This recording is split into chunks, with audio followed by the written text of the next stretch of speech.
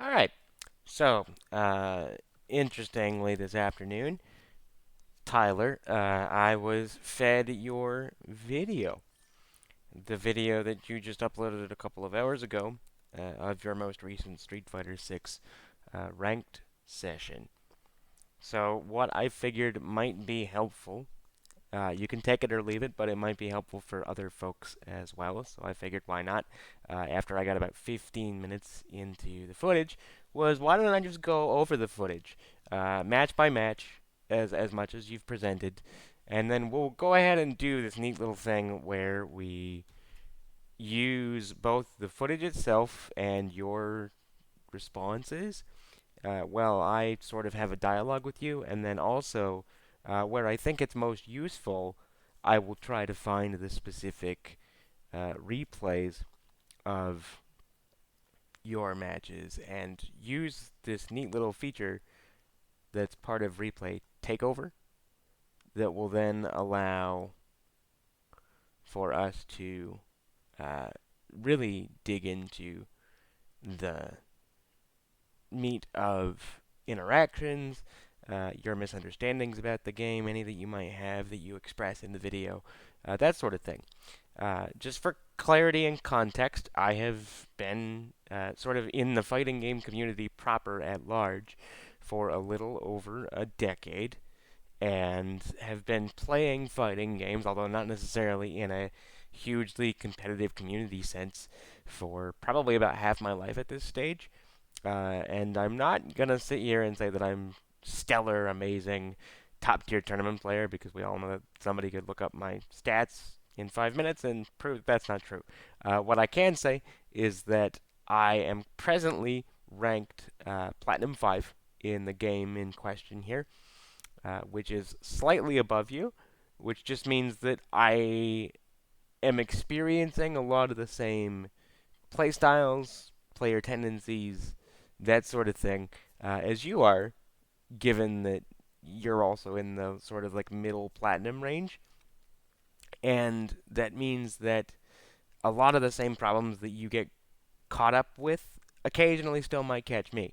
And specifically, I'd also like to point out that I consider myself probably a better coach than player, not because I think I'm bad by any means, but that I'm very good at analysis of situations, but obviously managing to genuinely apply that analysis versus dealing with the situation in the moment um, are a bit different, right? You can analyze a clip of a match that's occurred after the fact and say, oh, this could have been done, or that could have been done, or you shouldn't have been doing this really easily because you're not the one in the situation in the hierarchy dealing with the consequences.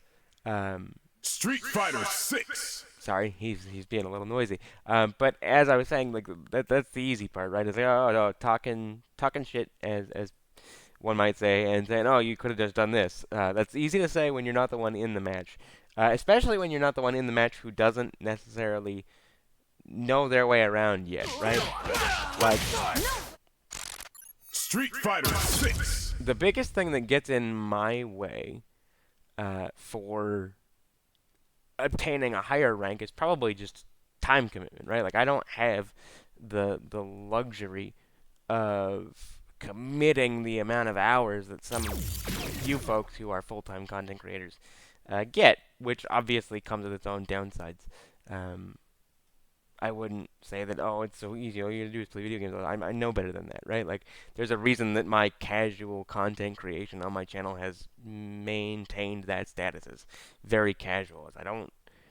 The idea of becoming a full-time content creator and just sitting around playing video games sounds pretty to people on paper until they realize the reality of it if they actually bother to try to go in and do it. Because it's not just sitting around on your butt and playing video games for 12 hours. That's part of it, but then you go through, uh, you know, studying the algorithm, studying your audience trends, having to do editing or hire that out, find somebody who does all that. That's a whole different skill set that's separate completely from actually playing the game. And then there's just learning to be entertaining on camera for 10 hours straight, which is its own skill. Um, but anyway, that's neither here nor there. I think what we can make the most use of here is to really kind of analyze Fighting ground. what you've got going on here and where your Special match. understanding of the game or your presuppositions about the game are most detrimental, right? Because you have 2 days, a day and a half, we'll say even, before you go into this tournament, and it might be worth looking over some of this. So we'll go ahead and get into it with your video first. And what I'm gonna do here Online. is just Special match. I'm gonna go ahead and turn down the game volume, just so that we can really focus on the footage, um, and go from there. So we'll start there, and then I'm gonna go ahead here and pull up your. Dude, I hate these fat fucking characters. Round 2. So shit. Alright, so we're gonna go back It's a few minutes.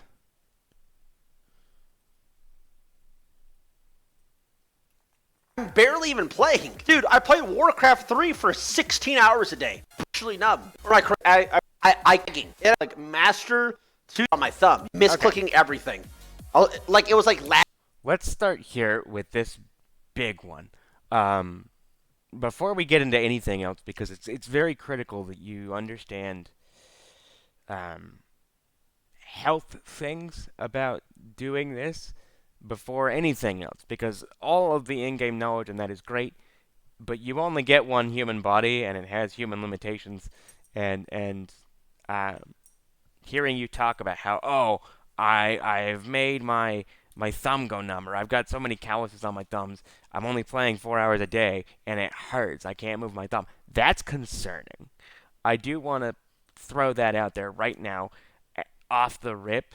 If you are playing in such a way that you are causing your body physical distress, and I do mean not like mild discomfort, I mean like physical, significant pain, injury, or fatigue, that is not expected behavior. And it may be just that you and fitting pad in this context are not going to happen, right? Like maybe the recommendation of your chat, just play pad, was not quite the answer. That said, I know that you're using modern controls, which means that realistically, I personally don't think that there's any reason that you should be as concerned about needing to do the sort of things that say a classic player or somebody playing an older fighting game historically would have been more likely to do, despite them not being the greatest thing to do to your hands and your fingers on a traditional console gamepad.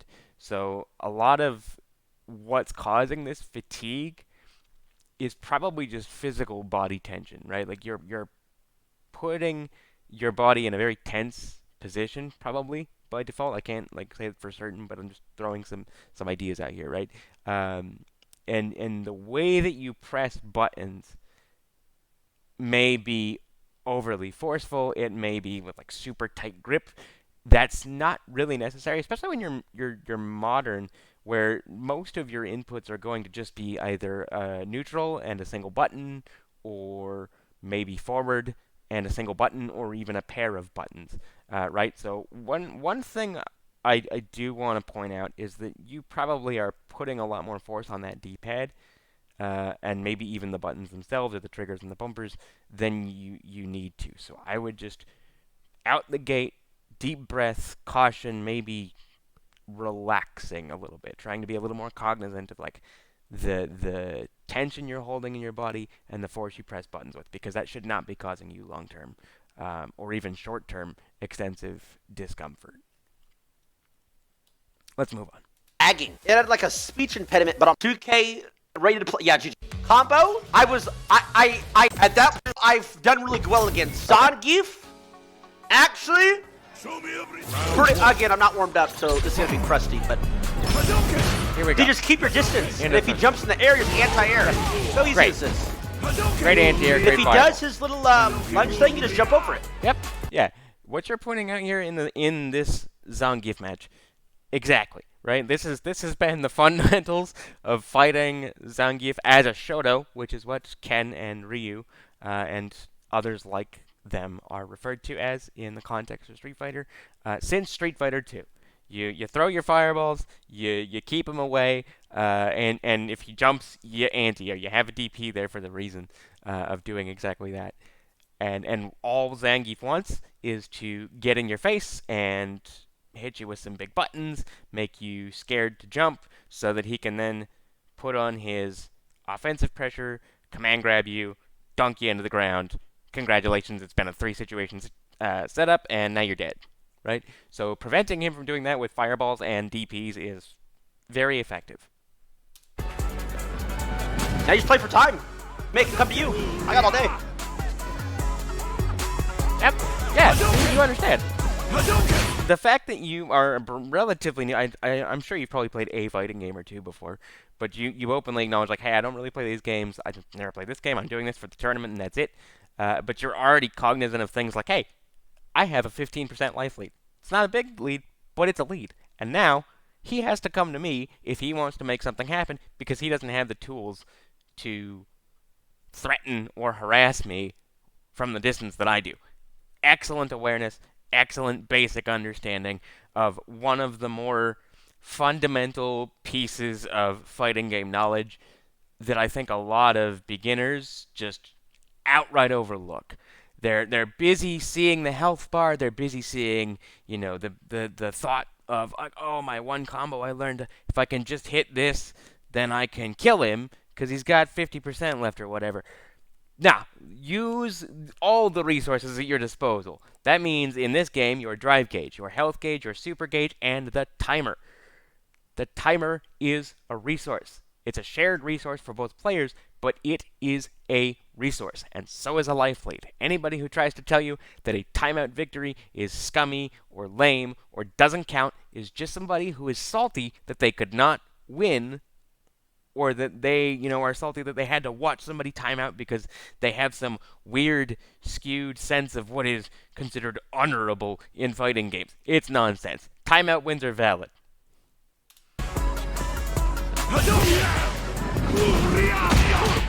Great jump in on punishing that whip lariat. Drive rush, follow up into throw. I like it. Nice fireball. Nice anti-air. The one thing I want to say here in this sequence that is more of a very mild criticism, just because I've seen it in some of the other few minutes of matches I've watched, is that your placement of the fireballs, your placement of the anti-airs, that was great. What I would point out that I notice you do a lot is you're giving up space. Not necessarily to say like that you want Zangief close to you. We've already established you want him farther away than not.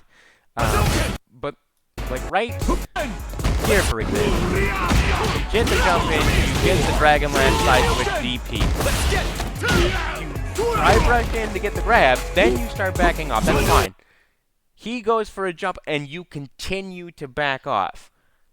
This can be a risk because you're then putting yourself in the one position on the screen that nobody wants to be in, which is threat of the corner over here.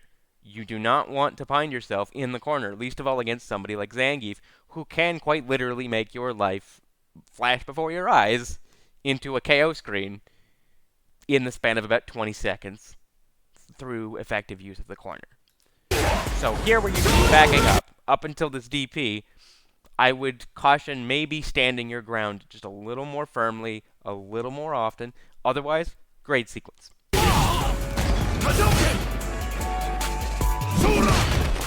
I like the drop in for position. Unfortunate missed fireball. That happens. Also, a little bit of a missed opportunity here. In case you didn't know that. You hit it with a fireball here. And then after he jumps in, he goes for another one. This can also be beaten by DP. This right here can be beaten by a DP outright at the right ranges, where that's a little bit better punish than a fireball in terms of damage and positioning and all of that. Then he goes for the jump in. You've already committed to a fireball. That happens. Nothing really wrong with that. You just made it. Goes for a combo. Right. So let's find out what happened here. All right. So he gets his first sequence.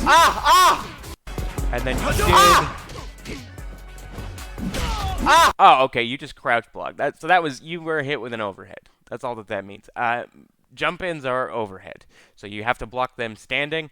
And the most common sequence you'll usually see players go for, especially once you're getting into these sort of mid-high levels like Platinum, is a jump in into a low or a jump in into a throw, because those two add on more layers to the mix, right? So the overhead comes first, then you have to deal with guessing, is he going to throw me, is he going to low me, and you would have to go straight from high to low block or high to committing to a throw attack. Like, I don't think here, you notice that your reaction is, oh no, the sky's falling. And I get it, it's scary, you've got Zangief in your face, you're taking some damage. But this one little exchange, that one little combo in itself, I don't think warrants or necessitates getting that upset about, right? And part of what happens to you in the span of what of this video I've seen the most, and probably elsewhere, is that you lose an interaction. And I'm not saying this is unique to you, Tyler. Lots of people fall into this. I fall into this myself. And in the fighting game community, we call it playing on tilt, or getting tilted, an awful lot. I'm sure other communities also use the phrase, but we love that phrase, right? And the one thing you don't want to be doing is committing to options because you're tilted, or just throwing out the game plan because you lost an interaction and you became tilted, because that's how you get into follow-ups like what we see. And then you mess here, up at right? one time, yep, and right. the game is insta-over. So it isn't, right? You got out of the corner because he let you. You mess up. Unfortunately, he gets a sequence here. And for what it's worth, to the Zangief gets this drive impact into a wall flat because you didn't drive impact or super or even grab it. Back at that range, you could have done a couple of things. Probably not throw because he did a sort of meaty drive impact on a knockdown, but you most definitely could have drive impacted it back. Mess up at one time, and the game is insta-over. Right? And then what I'm saying here is, you're already saying, oh, the game's over. I messed up once. Game's over. He got the drive impact wall flat, messed up his combo, goes for a body splash attempted cross-up, I think? Which is interesting because corner protection failed here, even though it's not supposed to, generally. He ended up putting himself in the corner, let you out for free, and now you're back in mostly neutral until he got that jump in. If you had avoided tilting yourself and starting to rant about how, oh, game's over already, I'm screwed, and been a little more cognizant of the situation, I think you probably could have anti-aired. And the game is insta-over. That, or this jump in right here, could have DP'd. And then that would have put him on the knockdown, back into neutral, or even, follow it up with a drive rush, which puts you in the positive pressure situation. And this is huge, right? Like, great. You're cognizant of the fact that you just went for a lariat. Yeah, so this right here, two things I would say, as far as your decision making here. You've already lost a lot of drive gauge, right? So we're looking here. He did mess up and go for an unsafe block string. But the result of that unsafe block string right here, you lost a whole drive chunk and a half. And then you only had 1.5 left. You committed to an OD or EX move. I know they're called ODs in Street Fighter 6, but all of us old heads are going to just call them EX moves. That's what they are. So if you ever hear me say EX move, that's what this means. The glowy yellow stuff that burns 2 bars of your drive gauge. But you do this here, which commits to burning the last of your drive gauge and puts you in this lovely state we call here burnout. This is not your friend. Burnout is the #1 thing you want to avoid in this game, probably even more so than the corner. Whereas, like, the corner was the only big scary place to be in a fighting game historically, I would strongly argue that, especially for most players at an intermediate to upper level, Burnout is scarier than the corner. The only place worse than either of them is both of them combined. Being in Burnout while in the corner is quite literally how you can wind up in certain absolute checkmate scenarios where you just don't have the out. There is no answer that you get to certain scenarios, because if you are burnt out and in the corner, and let's say you don't have super gauge, you're now set up perfectly for the opponent to go for one simple knockdown, whether it's from a grab or a sweep punish, or even just a shimmy, to meaty drive impact, you get wall splat stunned, they go for a full combo, and now you've lost 55% of your life, potentially the round, all because of poor meter management and positioning. So this right here, you're in Burnout, and then you committed to a fireball.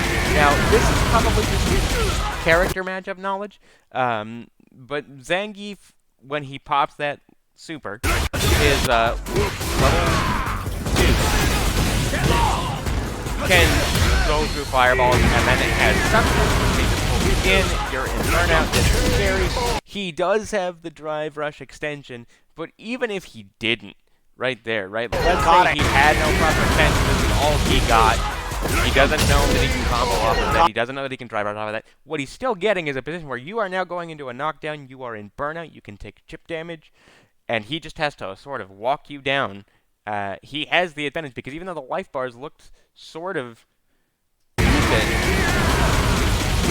at this point, even if he drops the combo or doesn't have a combo here, you're in Burnout. He's not. He has 3, soon to be 4 chunks of drive gauge, and you have none. So he sort of put himself in a position where he's going to win that round either way. Dude, I hate these fat fucking characters. There's no need to be angry that the big boy exists.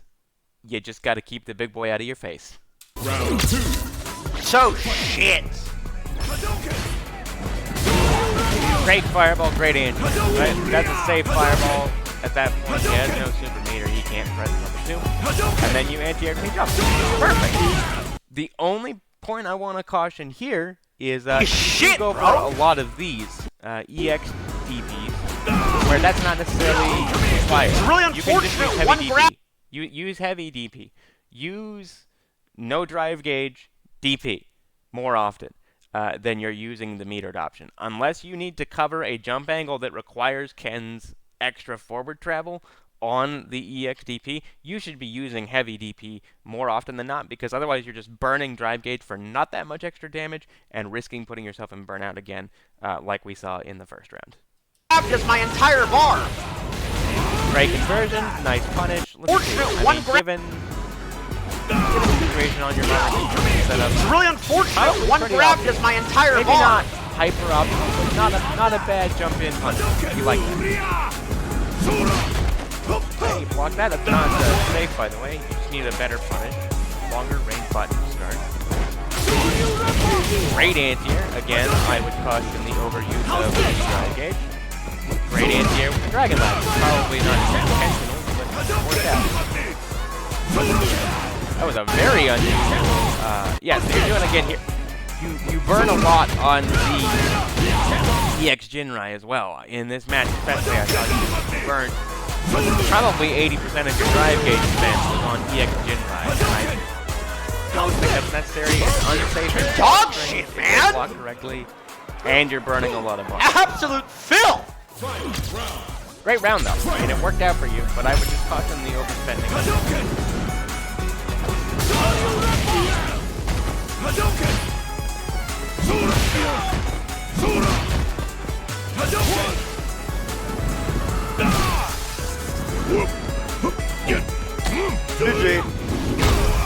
Okay. 50% combo. So, this situation here, expect this a lot. It's not the only option he has, so you have to respect that, like, he's going to put you into a guess situation, but you're going to see this particular sequence a lot. Whiffed knee into SPD from Zangief, right? Like, he goes for whiffed knee, nothing, to sort of get you to feel in a false sense of security, and then he goes for another whiffed knee, and sets himself up for the SPD. Okay? 50% combo. Like, honestly, this exchange, here, you get yourself out of the corner, which is where you didn't want to be. You just walk underneath it and got out. That's great. The back step to get out of the range of the running bear grab worked out because he didn't go for a longer range version. This was not an optimal punish. That was a big situation where you could have capitalized with like a standing heavy kick into a number of extents better than OD Fireball. And again, you now spent so much meter, you're getting whittled down, and then you burn for EX Jinrai, and now you're in burnout again. I don't agree with that decision making. Good attempt on the Jinrai first, I like it. Way to just stay defensive and walk back.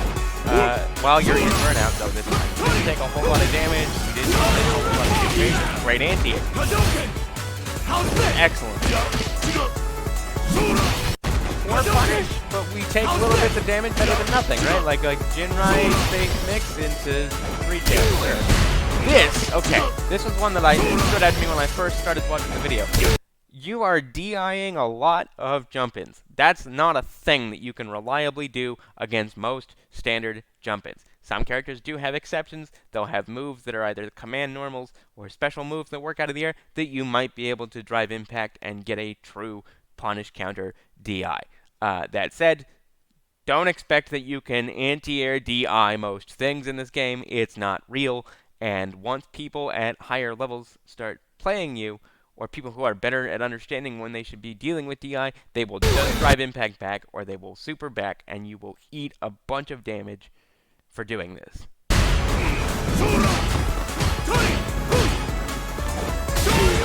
Again, great anti. I guess I'm like a good pattern recognition. There you go. Okay, so say, oh, he has no pattern recognition. I guess I'm like a...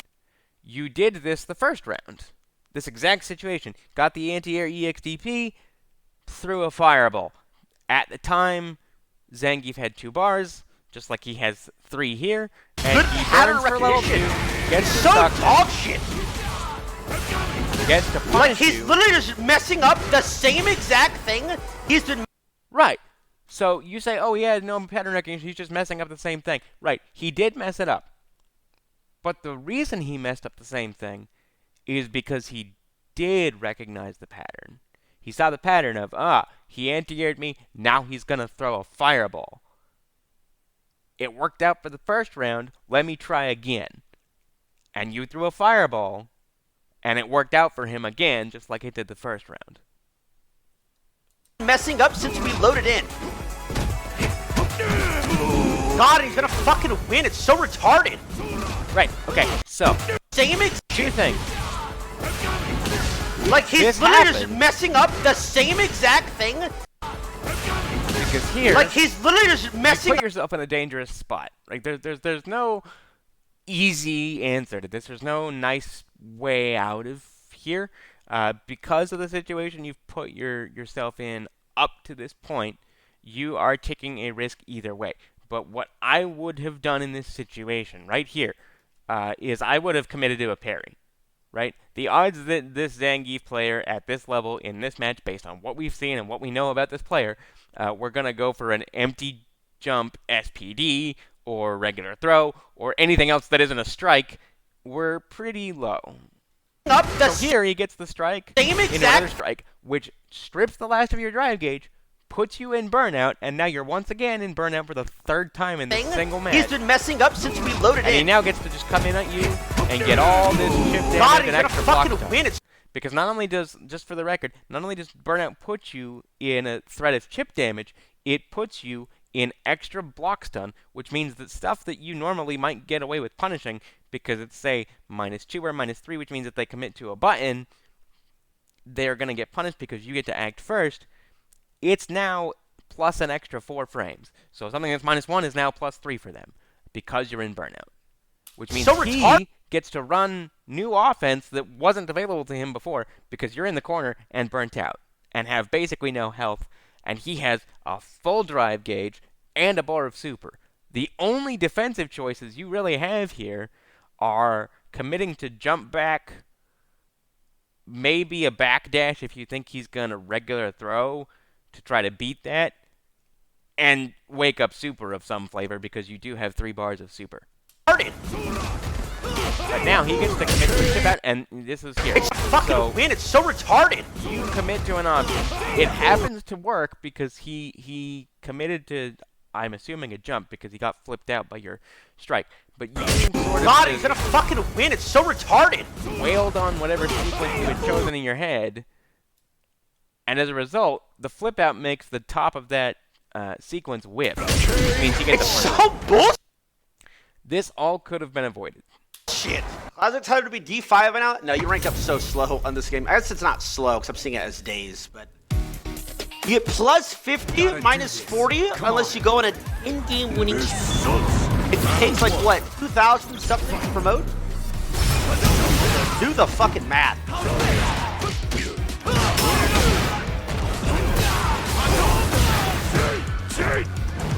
So, a few things Do the about fucking math. this character right here. 1,000 something to promote?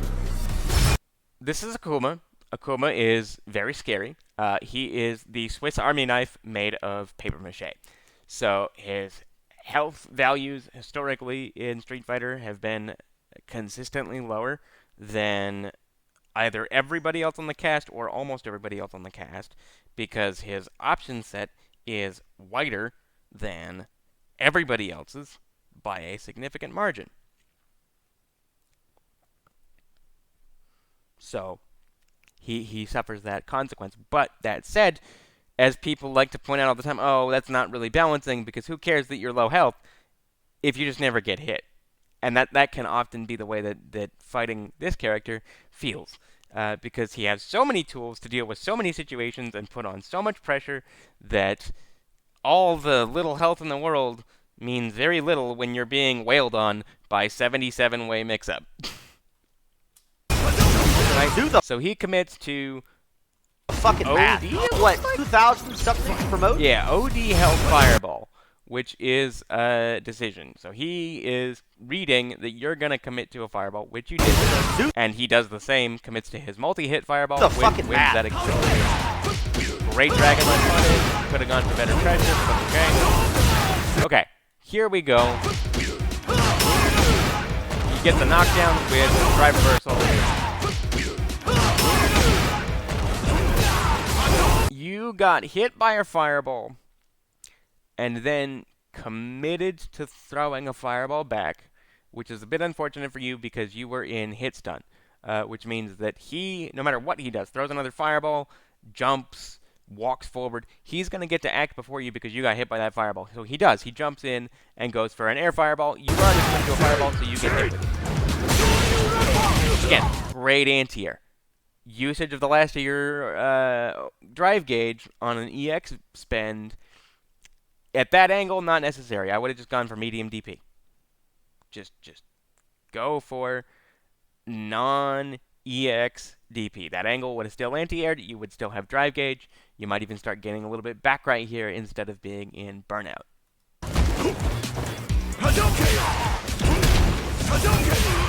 See now, great anti-air. Again, there you go, right there. You unintentionally probably, because you're in burnout, so you can't OD or EXDP. You proved my point. Great DP, no overdrive spend, you don't have it to spend, and it's still anti-air. Do more of that without being in burnout.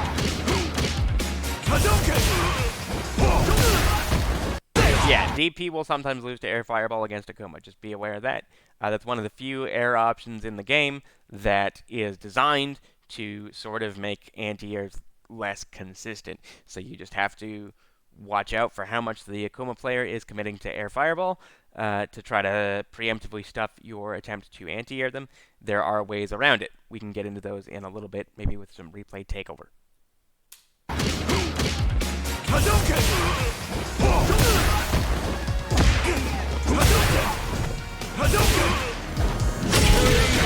Real player? See? You didn't have the gauge to spend twice now, and because you didn't, you did regular DPs twice, and they both anti-aired Akuma. You don't always need to spend your drive gauge just because you have it on an EX Jinrai or an EX DP, as I keep stressing. I know I keep saying it, it's probably driving you crazy. I'm only stressing it so much because it's going to be one of the number one things that if something gets you killed that was not in your opponent's control, it's probably that. Be my first win, baby. I think going on a 10-game... The odds of going on a 10-game winning streak when you are at your elo, I think that's... not normal. That's why... Right. You sort of hit the nail on the head with the at your elo comment here, right?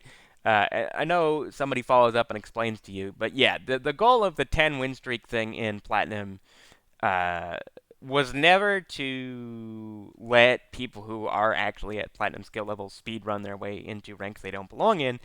It's to help people who are grinding new characters or are obviously legacy players that need to get out of Platinum to sort of fast track their progress so that they're not ruining the experience for people who are actually in Platinum by being a master player who got thrown into Platinum for whatever reason, right? But yes, you're correct. If you're being placed properly and you belong in Platinum, the odds that you're going to go on a 10-game win streak until and unless you've improved to a point where you are now exceeding the skill range of Platinum are pretty low. And that feature, by the way, was not a thing at game launch. That only came about relatively recently. Prior to the 10 win streak edition, every bit of win streak bonusing in Platinum didn't exist. That's why Platinum to Master was the slowest side of the progression.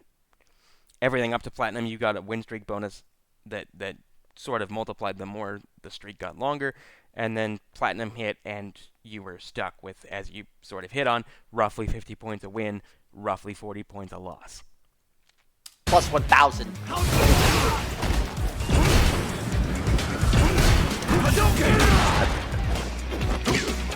How's this? Fire it up! Alright. I'm looking at some integration and half watching this round. Let's go back. There's one. We won. Count it. Here comes the 10.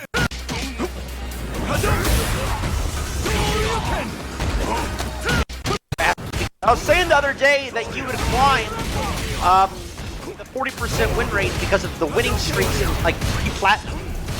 Yeah. They stopped in Absolutely. platinum. It's actually So you hit on the winner. it's actually Okay, not stopped this here. win rate because of the winning streaks in like pre-platinum.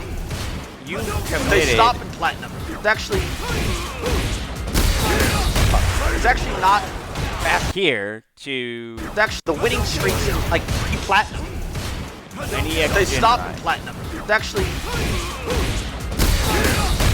actually not. That string, as you find out here, is drive impact punishable. Obviously, you were just going for a commitment, and sometimes that will happen. You will commit to an option, and it will be DIable. You'll be testing whether your opponent decides to do so or is ready to do so. In this instance, they were. Just in case you weren't aware, try to be more cognizant of when you are running offense that is susceptible to things like drive impact. Fast at all. How's this? Okay, now you've got a burnout. This is your turn all day.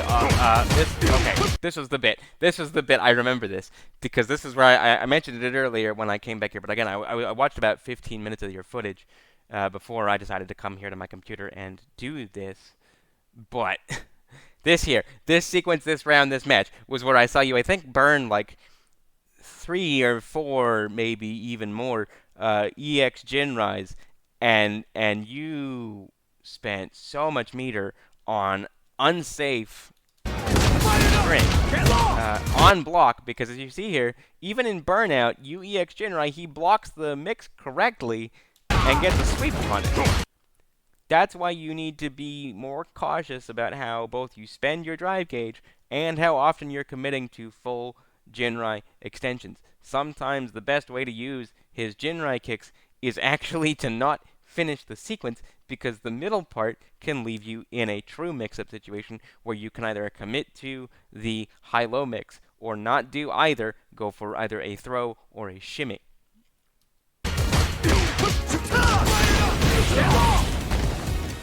And there again, you commit to an EX Jinrai. It happens to work because he does not block the correct way, but you've now put yourself in burnout, and he is about to leave burnout. If you look at the gauges here versus where you just entered burnout, he's got maybe 5 to 7 seconds of burnout time in total if he does absolutely nothing to help speed the progression of that fill rate, while you now have to sit here and absorb whatever comes after once he gets his gauge back.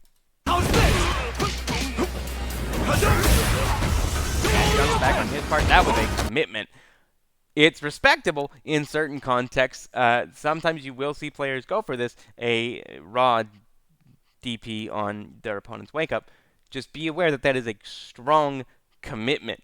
And if you are incorrect about what they're about to do here, much like with the EX Jinrai there, you can eat a lot of unfortunate damage for having committed to that unsafe option, especially, again, given that you are currently in burnout. Great throw mix. We love that. We won. Count it. Here comes the 10. Take those. But again, Here comes. it's what's important here, I think, is to identify that you are still putting a lot of stock in the outcome of an individual match, whether you win or lose, as to whether or not you have improved or are doing the correct thing, when the result of the end of the match does not inherently mean that you are doing the right thing or the wrong thing, right? Because you can win a match where you would make a ton of incorrect decisions or doing a bunch of things that are really arguably not advisable because your opponent just did more of them. And vice versa. You can lose a match where you do all of the theoretically correct ideas you would try to enforce, your building blocks that you're trying to improve on specifically, just because maybe you're trying to improve your anti-air game, that's your current focus, or maybe you're trying to improve your mix-up game, but the opponent you got matched with happened to not commit to many jumps, which means that, sure, you got your anti-airs, you practiced your anti-airs, you committed to the thing you're trying to improve in the moment, but you weren't given enough opportunities to exploit when that is useful versus the things that your opponent exploited in you, so that the outcome still landed in their favor. That doesn't mean that you didn't improve or that you're not gaining meaningfully just because you lost the match. The same way that winning should not be seen as the benchmark for improvement alone.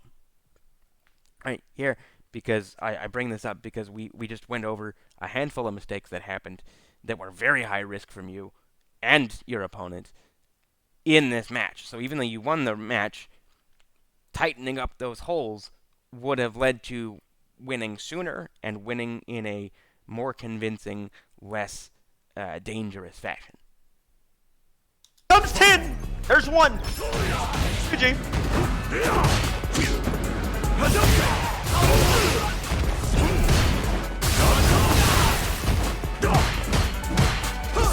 No real notes here. Now this is an opportunity. I don't see in the first 15 minutes or so of this footage, and I don't recall seeing too many. I know you've done it before once or twice. Just be aware that like this right here is very reactable. He hasn't committed to a button into drive impact, which does make it harder for you to react because of the block stun, reducing the number of frames you have to respond. But you could have drive impacted right here. That was a raw drive impact. Maybe you just weren't ready for it. That happens. I still get hit by raw drive impact in the corner every now and then. Even when I'm cognitively telling myself they might drive impact here, I just mentally am prepared for, timing one. Like, let's say the clock's here at 86. I'm prepared for them to drive impact at 86. And instead, he walks back, whiffs a button, and then does it at 84 seconds into the round. And I still get clipped, even though that I was telling myself mentally, ready myself for the DI. Right? So you will still maybe get hit by this, but just in case it's something that you're getting hit with a lot of, we'll see more as we go into more footage. I want to stress that you should be trying to drive impact, even if you're a little late, like just going for that button press when you see a raw drive impact like that. Even being late and attempting, I should clarify, is better than having not attempted.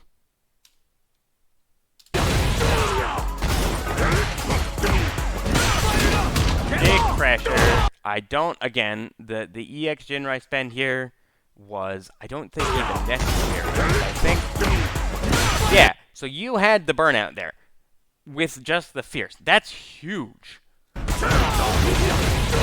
I believe, if I'm not mistaken, the 10 stand fierce is plus on block normally.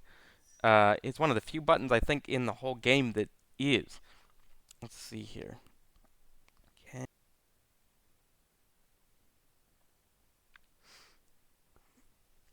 Okay, so it is in fact plus. It is plus 3, it looks like. Which means that, yeah, you're plus 3 even outside of Drive Rush. And now you're he's in burnout territory, which means you're plus like 7. You could have gone for crazy offense instead of committing to an EX Jinrai, putting yourself in burnout territory and getting punished. Hadouken! How's this? Hadouken! Hadouken! How's this? Working out great for you, mostly because it's great. Okay, you committed to one too many on wake up stuff options. This is sort of just a player general behavior, a bit of awareness. Eventually, somebody's going to get tired of getting hit, right? Like when you knock them down and you hit them again, you knock them down, you hit them again, you knock them down. Eventually, they're going to do something, right? Like they're going to be like, I don't want to do this anymore. I don't want to be here. And they're going to commit to doing something, even if it's risky, like he does here with this wake up level 1. So you just need to sort of try to get a bead on keeping the pulse on the player that you're fighting and going, he might wake up DP or he might wake up super, so that you can, not 100% of the time, but maybe even half the time, be ready to block, bait the super, bait the DP, and punish accordingly. Because he could have died. If you had blocked this, given just the resources you have here, even on Modern, I'm pretty sure, given that this is Akuma, you could have killed him. In fact, let's do that first bit of replay takeover that I promised and mentioned. Let's find this replay. If I'm not mistaken, this was your, second match against this player. So we're gonna find that. We're gonna replay takeover this sucker live. In this exact situation, I want to try to prove the theory, right? Because it's all great to hear me like ramble on. I've taken. Round 1. Fight.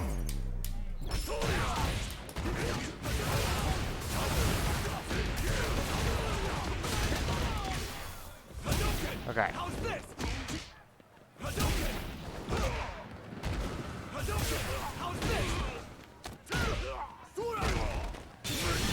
So here, right?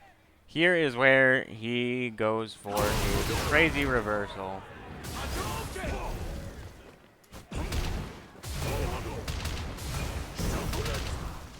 Hadouken! Hadouken!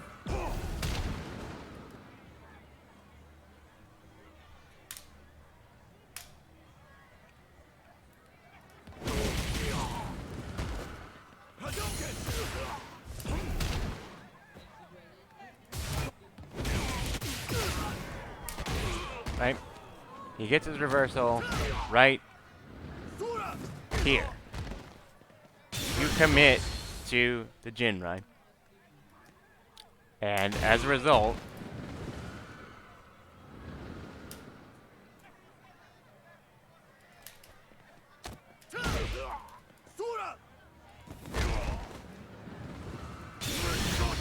you die for it. So, or not die for it. Take quite a bit of damage. You're in a dangerous spot here. As a result, you got the anti-air, but this could have been avoided.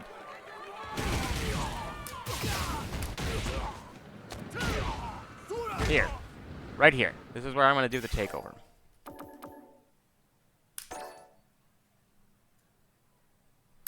Right? So in theory, I think I get your control scheme and everything.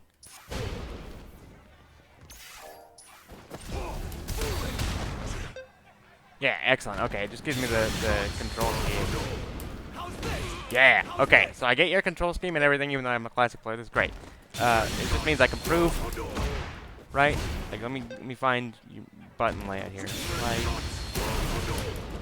medium, DI. Okay, heavy. Great. Awesome. Fantastic. Okay, so here we go. You parry that.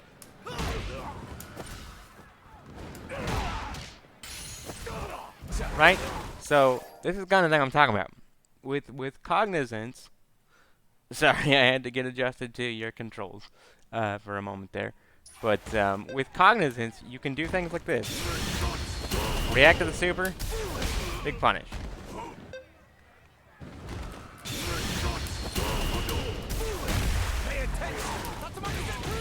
Even just this little thing here. Because now, anything you do,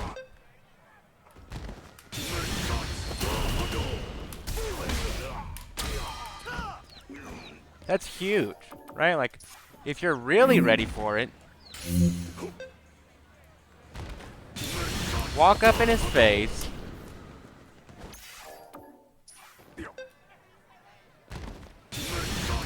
commit to parry, punish him.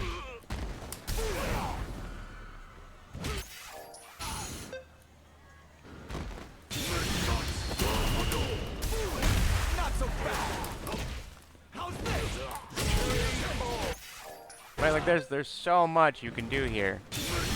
And I'm not a modern player, so I don't know all of the sequences.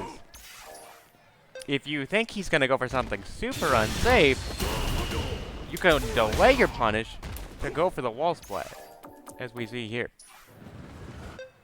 So it's not a true punish. But he's in burnout. So what's he gonna do? Right, big stun. Super. Something like that.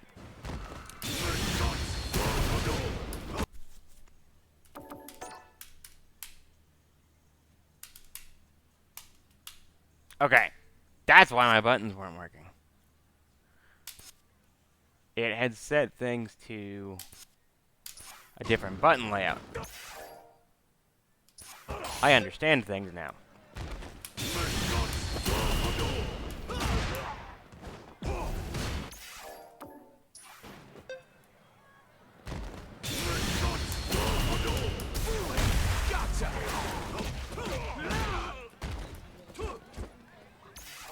Like, you can get so much off of this situation alone. This is me not parrying until I react, right? Like, I'm just walking forward and only parrying after I see the super flash.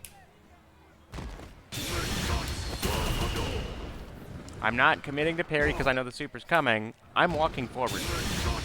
And then I'm parrying late. And I'm still getting the punish. This gains you drive gauge and sets you up for success here. With a very basic punish even, you can still get a pretty good chunk of damage there.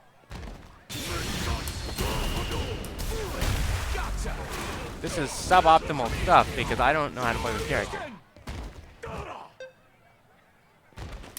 I think, okay, I found the, yeah. So this is what I would have done here. If you wanted to commit to winning the round off this interaction, raw super's not enough. Raw super's not going to be enough. Even a raw DI punish into Ender combo is not going to be enough on its own. So what you had to do here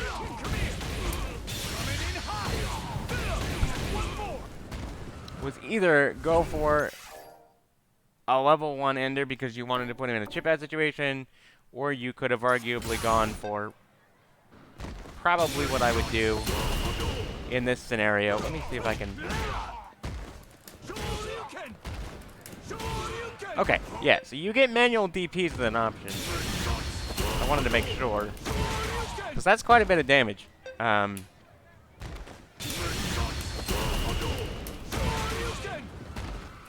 You get manual Tatsu. Okay, you get manual Tatsu. That's good.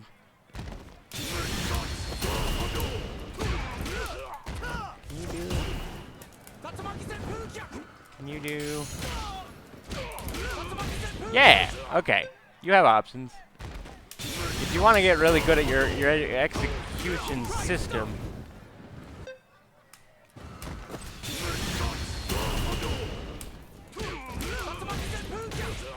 Okay, that's a start. We have something. I'm piecing it together. Because I want to stress, I don't play your character or your system of control. Okay, so you can use the, that's huge. You can use the auto combo to get the run cancel state. Turn it into Tatsu instead.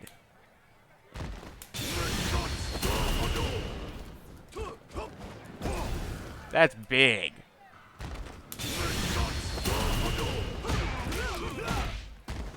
Oh, wait, what?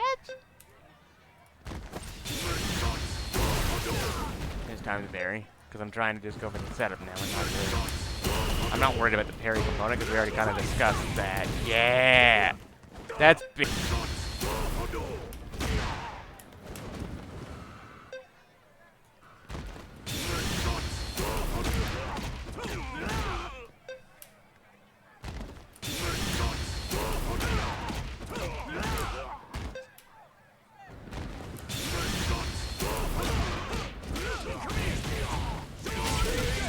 Okay.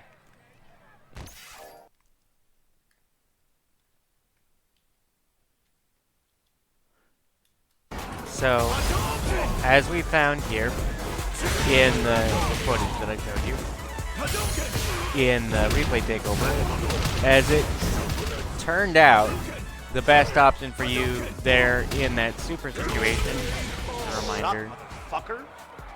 right back.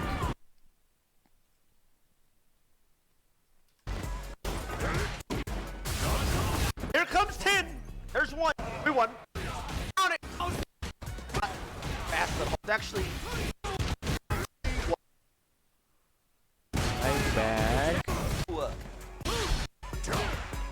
as low or whatever.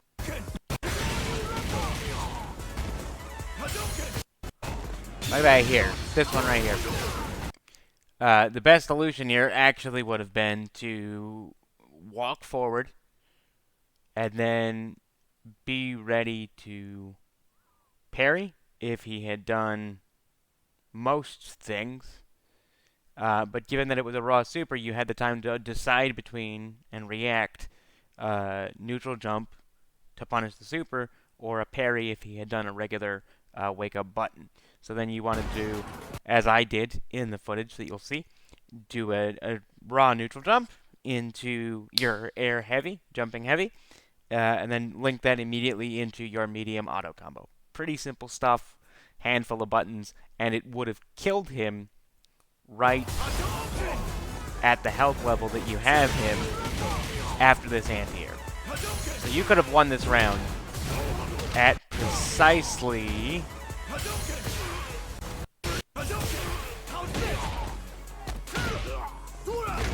this exchange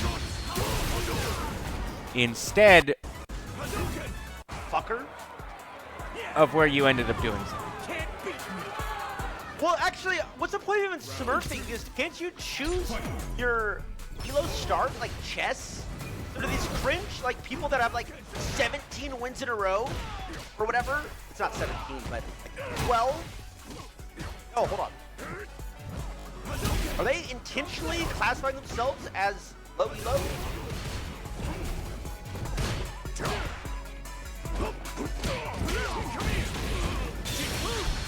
Oh, each character has its own rank. Oh.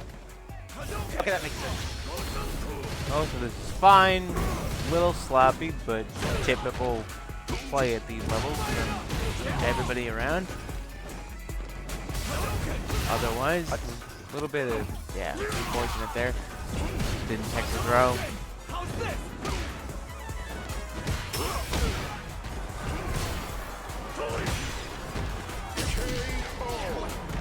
Okay, so let's see what we got here.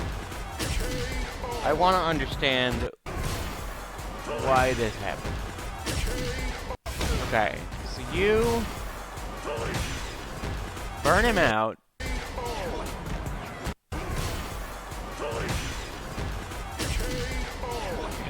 Okay, you did get counter hit. You were doing something. So that's sort of a situation in which I'd recommend if you're gonna go for a meaty practice, your meaty timing's better. But there, especially where you just burnt him out, right? Like he's in burnout here. He's in a position where he will take chip damage and you won't, and you have basically 0 health. The risk reward on him for a wake up is presently in his favor, right? Because sure, yeah, in theory, you know, you could he could wake up wrong and die at this health given the resources available, maybe. But he's looking at the situation going, "Oh, this is a modern player, lower damage. I have plenty of health. He has a pixel." So he wakes up jab. And you tried to press a button or do something at the wrong time, and because of that, you got counter hit with the jab, and he gets the kill there. So that's sort of one of the situations where you kind of have to look at all the variables in play and maybe reconsider the decision to continue to try to press rather than just wait and block and see what your opponent does. And that may have allowed you to steal this round from them. These conditions here prior to you being hit with the wake-up jab don't necessitate that you lost this round. Sacrifice yourself to the suns we know how. Final round. Fight. I see casual.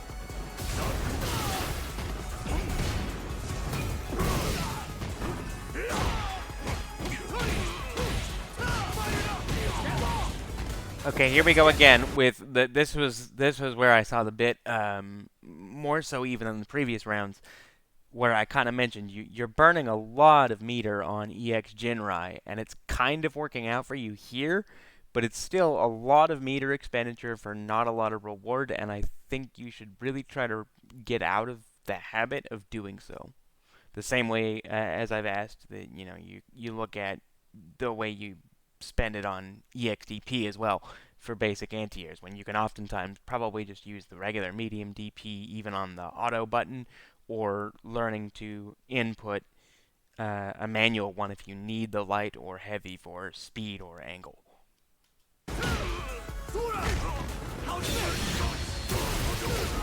And okay, here again, you committed to a Dragon Lash in this instance and got hit with the Wake Up Super. This would come into the play of that situation that we just reviewed in the replay earlier, where again you could have, instead of committing to attempting a meaty Dragon Lash on his wake up, you just walk forward, and then he's going to commit to super, so you press parry, where you neutral jump and punish.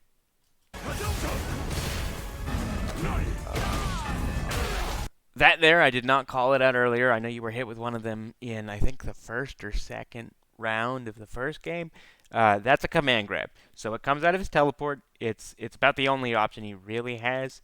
If you would have pressed a button there, like even just a jab or medium button for you on modern, so either light or medium, you probably would have stuffed that because the teleport itself does lose to basically any strike. There will be situations in which if you mistime your button, he can sneak up and grab you, but overall it's a pretty weak option outside of somebody who's just standing there and holding block. So when you see the teleport startup frames, it's not going to be perfect. Like, plenty of people do get caught with it, myself included.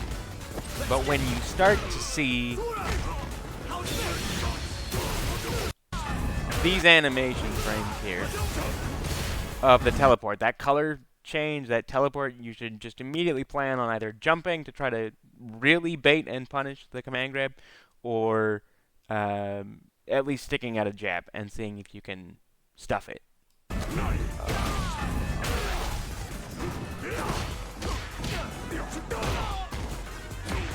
Sweep, nice wake up lights. Again with the EX Jinrai commit, I don't agree with the meter spend, same thing there. Okay, this is a big one. I keep stressing how being in burnout's a bad spot, and this is a prime example of exactly why. You weren't in burnout at 70 seconds. At the 70-second mark, you still had a bar. Not a lot of drive, but it's enough drive to prevent you from taking chip damage and to allow you to at least attempt a parry of any strike or fireball or whatever that he might try to commit to from this sort of range. But then, after you block his fireball, you spent your meter to try to throw a fireball back, which let him, preemptively having jumped, commit to EX Air Fireball, which, given that you're now in burnout, does just enough damage on block to kill you. Oh, win the next one.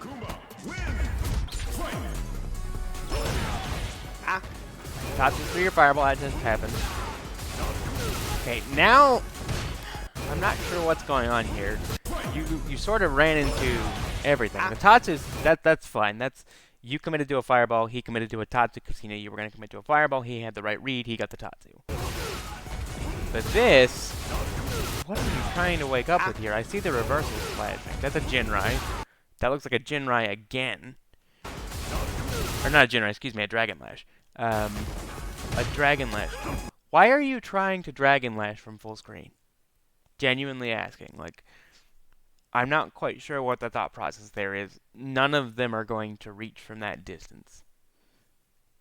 So maybe consider that where you are on screen changes what options you're going to want to go for quite a bit. And using Dragon Lash as a mobility tool is fine on a knockdown, but in neutral it's not a great idea. It does have recovery frames. It will get punished, especially on a whiff. Alright, you committed to what here?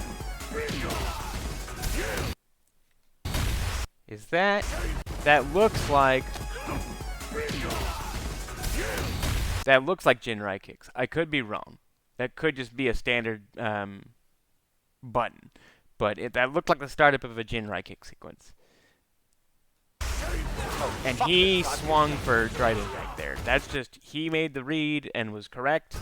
He's gonna, okay, so you did, I don't know if you did this intentionally, as in like knowing that this would beat the command grab, but he went for teleport, was likely going to follow up with command grab just like he did a little bit ago, and you did wake up with lights, which did stuff the teleport, like I mentioned you should probably try to do just a few moments ago.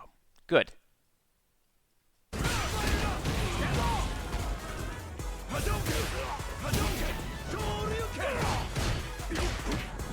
Okay, I was waiting for this. I've been waiting for this the whole set against Akuma because this is a big one.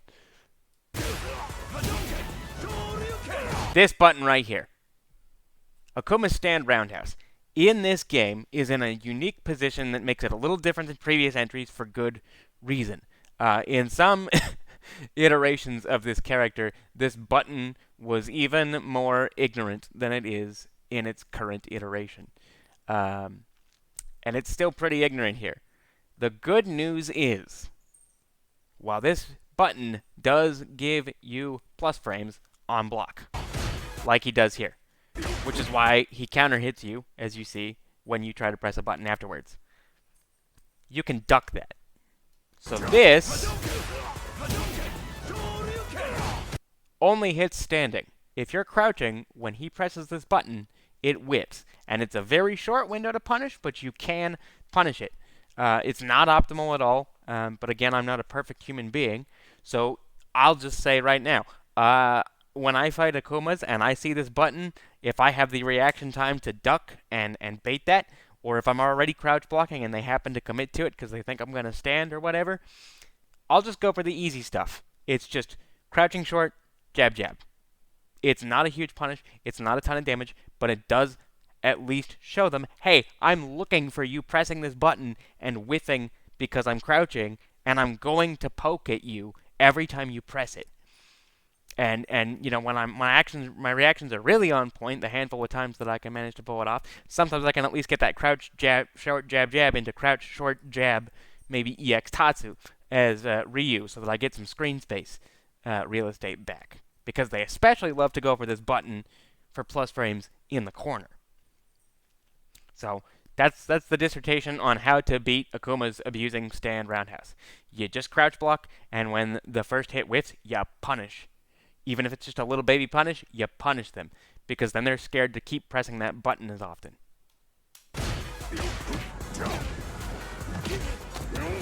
Dude, I don't understand. Dude! Okay, what happened? Okay, sort of, right?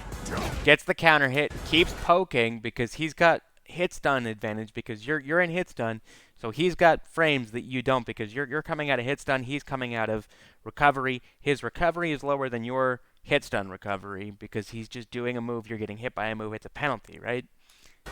So then he domes you because you crouched, it looks like. Just to double check here. Yeah, so you crouched. I'm not sure if you were just trying to stand block and then crouch block and did it too early, or if you crouched by outright mistake, but you needed to block standing first.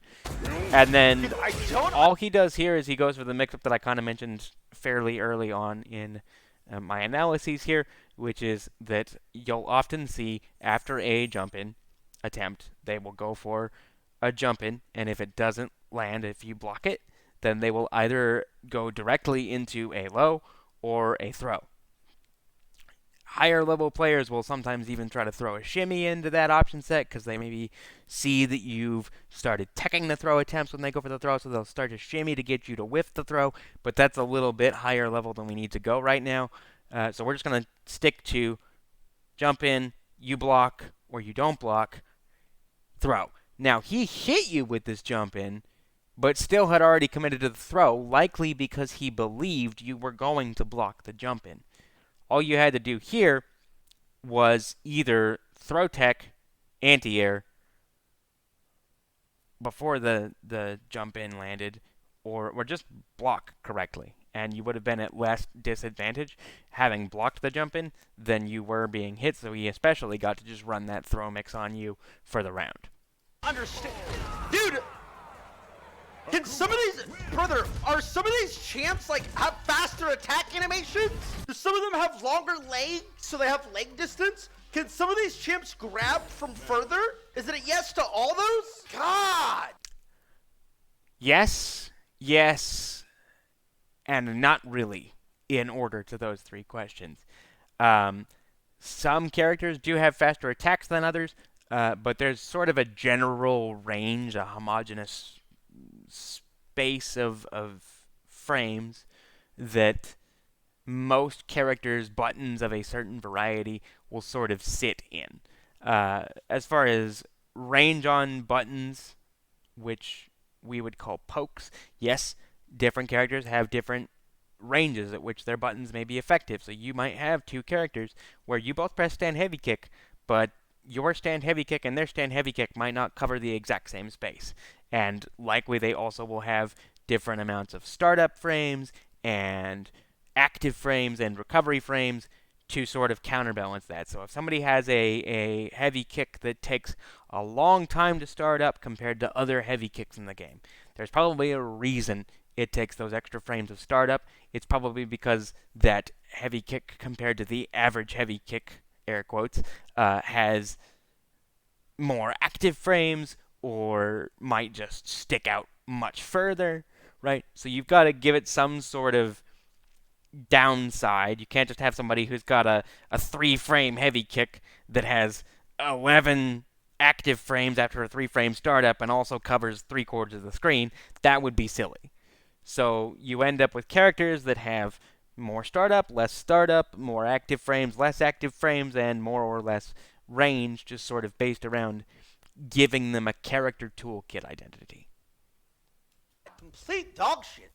But throws are mostly, most of the time, pretty universally at a short range. There are some exceptions, and in Street Fighter's past, the sort of throw range has been a little bit more variable, especially when you get into characters that did and did not have access to Kara grabs. That's a whole other conversation, though, and not really relevant here, so we won't go too much further than that. It's called frame data? Yeah, I saw that. Gotta do this. Come on. Imagine being a new player, you gotta fucking research frame data. How's this? Guys, why is this game only played by 35-year-olds? I wonder. I don't know about all that. Just frame data is definitely important, but as I kind of said in an earlier bit of my first capture batch, but I ended up cutting just in the edit process because I kind of like to edit a little bit as I go. You don't really need to know frame data to get into fighting games. It's helpful, and especially at a certain level, knowing more frame data more better is extremely beneficial, right? But in short, you don't need to necessarily know the ins and outs of every single piece of every character's frame data, so much as you want to know, as you get your feet wet, the gist of your frame data, right? Like, am I plus here? Am I minus here? And if I am minus, am I safe or unsafe? To kind of just crash course you through all those bits, because I don't know, I've seen a lot of people do analysis of your videos besides myself, and this may not even get a lot of reach. I just figured it would be a fun little exercise, and might prove useful to you, given that I saw this the same day it was uploaded, and hopefully my video will get uploaded this evening as well. It's been a couple hours of endeavoring between editing and recording so far, and we're only 15 minutes in, but hopefully we can keep the pace going forward a little faster, as I have been for the last couple of minutes. But long and short, the important things for frame data are plus, safe, and unsafe. Being plus means that, as I kind of touched on very early in the video, it's your turn to act first. So if you're +3 and they're therefore -3 because of your button that you press that they block, that means whatever button you press is going to come out 3 frames sooner than whatever button they press. So if you both press a button that takes 5 frames to activate and come out, and you're +3, then yours will beat theirs because, sure, they're both 5-frame buttons, but you have 3 frames of advantage because they're still recovering from your block stun. Then you have safe, which means you're not necessarily plus or even, right? Like +0 or even on block is considered safe. But so can -1, -2, -3 be. How do you determine if a move that is minus is safe or unsafe? Well, that comes down to in game-wide context, what's the fastest button in this game? So here in Street Fighter 6, the fastest button, I think, still for any character is only 4 frames. Whereas in some older Street Fighters, historically, the fastest buttons or even some special moves, in the case of super privileged Shoto DPs like Ken and Ryu's light DP, were 3 frames. So anything that was -3 was technically frame perfect punishable by a crouching jab or a light DP from characters like Ken and Ryu that had those buttons. In Street Fighter 6, since the number of minimum startup frames for a button is 4, that means that anything that is less than -4 cannot be punished even frame perfect so long as the person doesn't try to press a button after. Which then means that anything that is -4 or above, especially -5, 6, 7, and so on, is unsafe because you've done something that you are now in recovery for long enough that the other person has the option to punish with. That is game-wide, top-down view. How do you know what's safe in a particular matchup? Well, that comes down to knowing at least the basics, right? Like, you don't need to know every piece of every bit of frame data that every opponent character you run into has.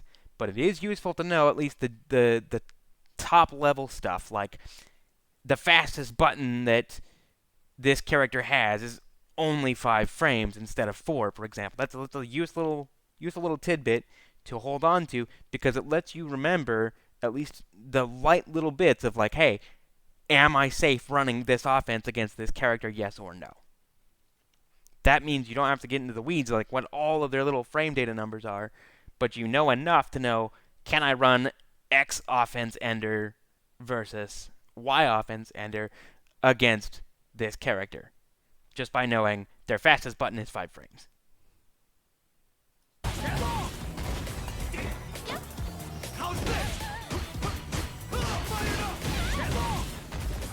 Okay. Still with the EX Jinrai. I mean, your meter's doing okay because you're getting to run a lot of offense and you're doing a lot of walking forward, which is good.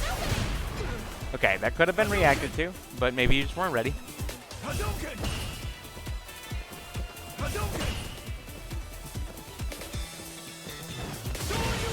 Nice anti-air. Once again, your anti-airs have been on point. I don't love the expenditure of drive gauge, but in this case, you're running your offense. You're kind of just running this person over. It's working out, so not too many notes to make. 132 playing this game. I'm 30 playing it because I'm participating in a tournament. Round 2. Fight.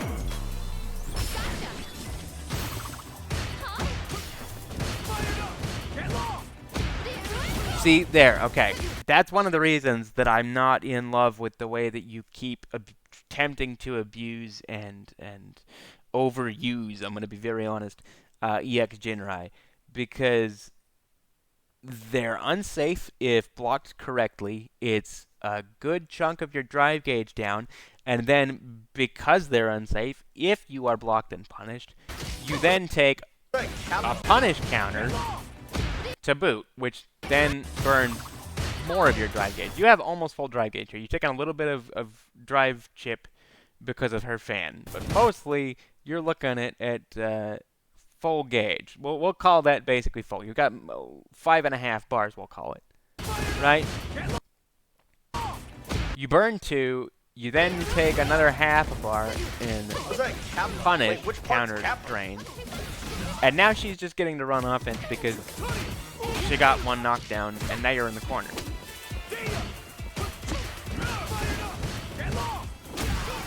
See, and then again, big punish because you committed to EX Jinrai. She blocked correctly.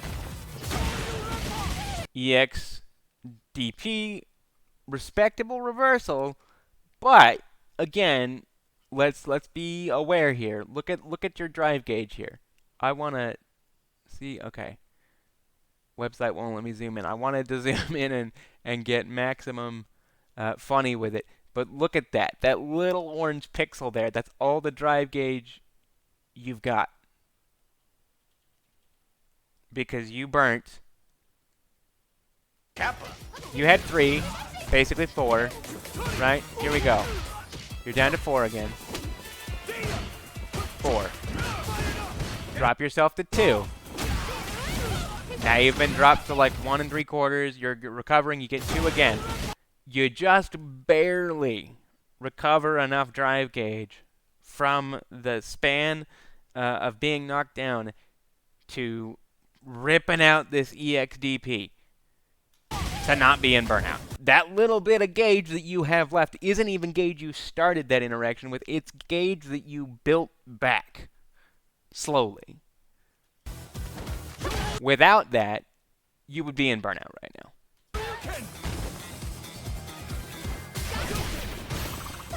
And, okay, see here? She's going to throw a lot of these. This is just my game plan, especially from this distance. She's going to want to throw EX fan. She's going to want to throw non-EX fan. What you should be trying to do here, when she's burning bar for these, is parry. Right? You threw a fireball, she threw an EX fan. A little bit less preemptive play with like walking back and forth and then chucking a fireball. A little bit more waiting to see what she does. Parry this fan, and you wouldn't have taken the drive chip there. Where now you're like low life, low drive gauge. She's wailing on, again, big buttons, and then she sticks out the heavy kick, right? That's a long range poke of hers that she's going to commit to a lot. It is drive impactable, so it is a risk if you're ready to drive impact it. But it is a useful poke that is in her arsenal, and she will use it a lot. So she whiff punishes after frustrating you and getting your drive gauge low and your health gauge low, and takes the round.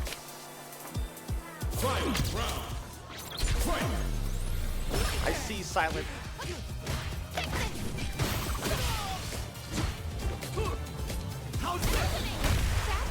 Okay, I want to see if I can tell.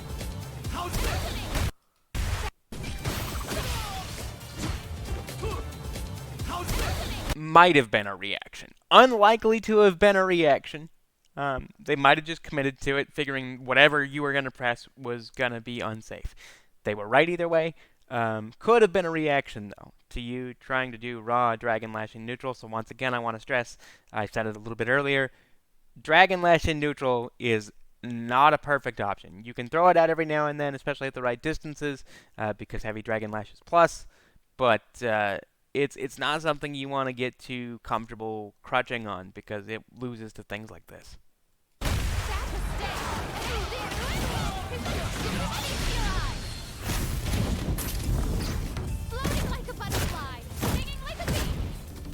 Goes to level 3, gets the Oki and the drive meter lead. Big whiff button from you. Only took the overhead hit. Interesting they didn't capitalize, but hey, we deck those. We don't look a gift horse in the mouth, right? Good throw, nice drive rush. I respect the attempt for another throw. Good heavy Dragon Lash mix. Dangerous to be throwing it out this much, but I respect it. Okay, good anti-air, but again, you're spending a lot of bar here. You're down in drive gauge. Okay, that was a missed opportunity as well. Yeah, you did a bad jump back there. That was just a badly timed jump. Nothing more to say to that. Almost done with it. We got to fucking until Thursday. I'll give it my best bet. Dude, fuck this goddamn game.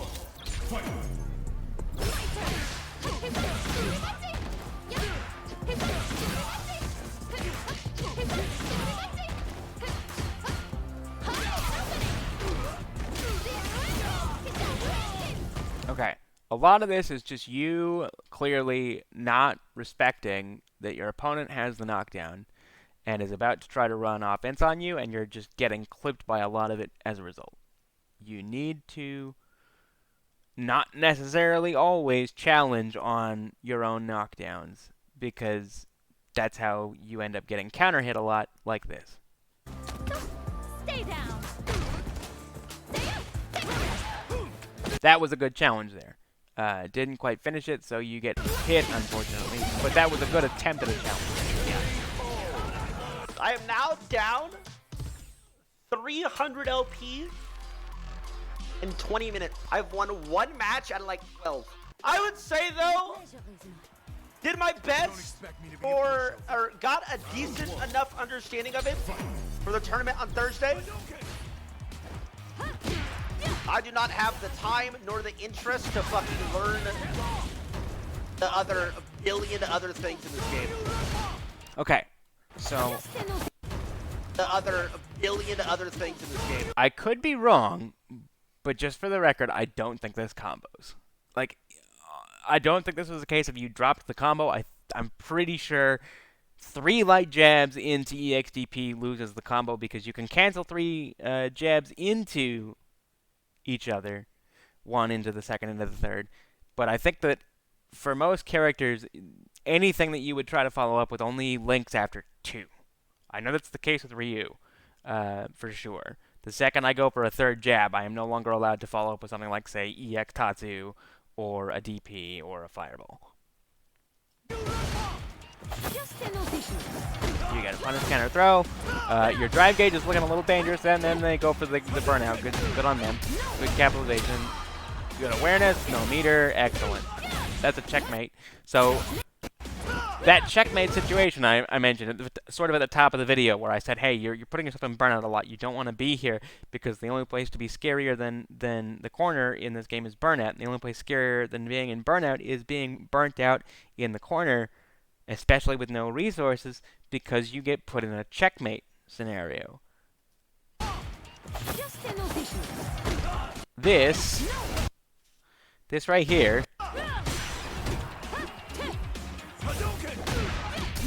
right there is said checkmate scenario that I was mentioning. You have just shy of a Bara Super, so you couldn't have tried to reversal super it, and they probably knew that. You're in burnout, so you can't drive impact back. You can't even drive parry because you don't have the little bit that you would need to try to attempt a parry of the impact. So this was basically guaranteed. They get a full combo as a result. Let's see how much damage they go for here.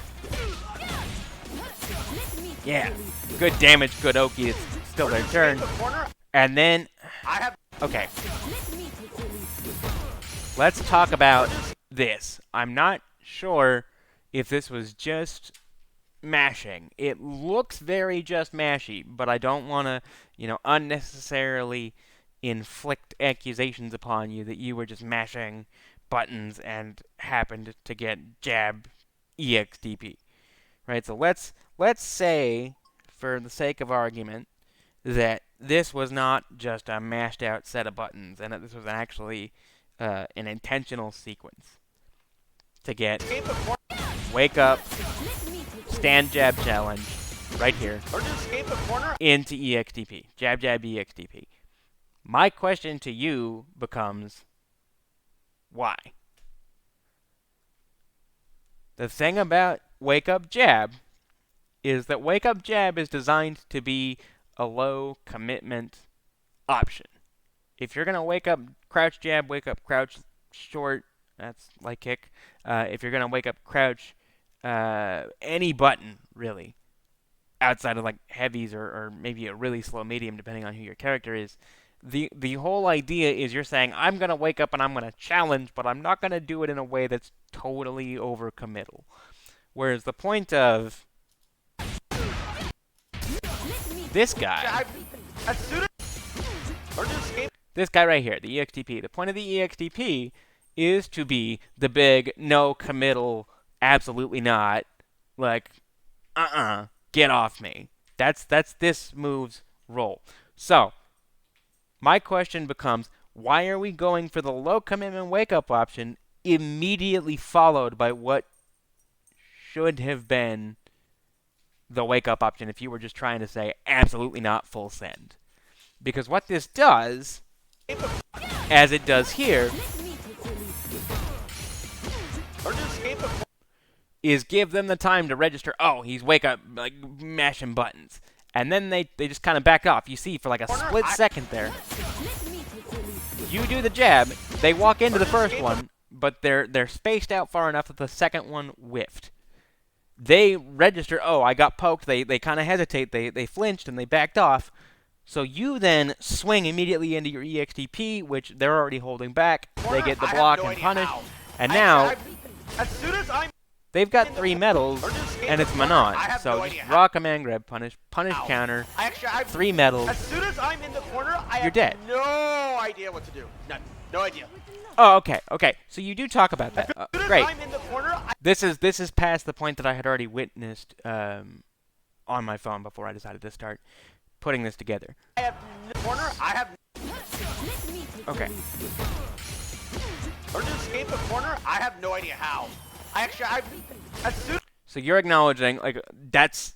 I was already kind of preemptively analyzing the decision-making, right? And as I was concluding that thought, you come in this footage and sort of say, like, I don't know what I'm doing. I'm in the corner. I'm kind of overwhelmed. Great. That's something I can work with. That's very common. That's most people at especially lower levels, but especially newer and low to intermediate levels to fighting games, is people are scared in the corner for good reason. As I've kind of mentioned earlier in the video near the beginning, it's designed to be scary. You have less options. You can't walk backwards because there's a wall, and your opponent has many more options and much more freedom of choice. It takes away agency from you to a degree and gives them even more so as a result. If it's a seesaw, then round start is flat, and then being in the corner is completely tilted, almost ground versus sky, in the favor of the person who is pressuring the corner as opposed to the person in the corner. So it's designed to be that way. And so the feeling that you're feeling, the statement that you're making, is not uncommon at all. And so I don't want you to feel like it is, but we can work with that. As I kind of... As soon as I'm in the corner, I have no idea what to do. None. No idea. Yeah. I feel like every single button I press, I hold, I block, I jump, I parry, I'm just getting fucking. Okay. So to address the actual, like, what do? I don't know what I'm supposed to be doing. I feel like everything I press is the wrong thing. Well, that's going to be because a lot of the times it will be. Like, the idea of pressing on a knockdown, especially a knockdown in the corner, is inherently a risk. It's the theoretically bad idea, right? This doesn't make much sense to do because it's very high risk and the reward is not skewed in my favor. It becomes a calculated risk-taking decision that you have to kind of go through. So that's what your EXDP, kind of, as I mentioned by accident, as I was analyzing and going, why are we making this decision, before we come into where you were coming from. It's like, actually, I don't know what I'm doing. I'm just kind of doing stuff. EXDP without the jabs would have stuffed anything had she actually been in range. Given how far away she was, I'm pretty sure she probably could have reacted to whiffing the first half of EXDP the same way that she reacted, this Manon player, to the first jab hitting and the second one whiffing into the EXDP. So the real answer was you were standing apart from each other in the corner at a space where the smartest thing you could have done, honestly, was just block. Just block for a moment and see what they do next. Because if you want an answer, what do I do in the corner?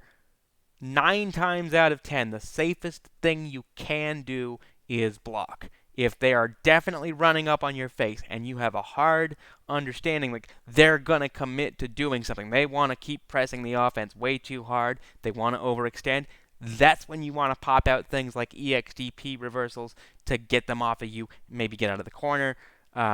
Other options, if you think they're going to try to run offense a little too close to the corner, is to just hold up forward and try to get out. You might get clipped for a little bit of damage. But you can still at least get out of the corner, which, taking a tiny bit of damage and leaving the corner, is an exchange that most people, including at the top level, will often say feels worth it. Because being in the corner is more dangerous than losing 5% of your health bar.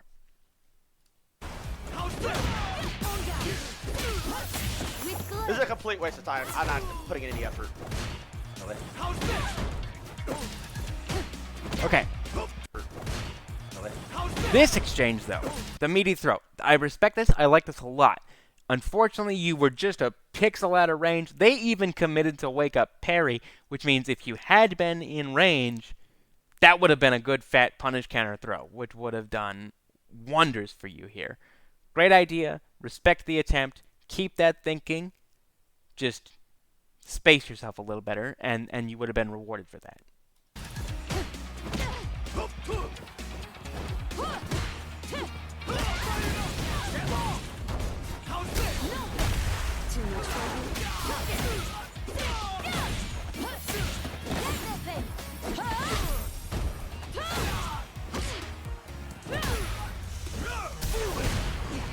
How's this?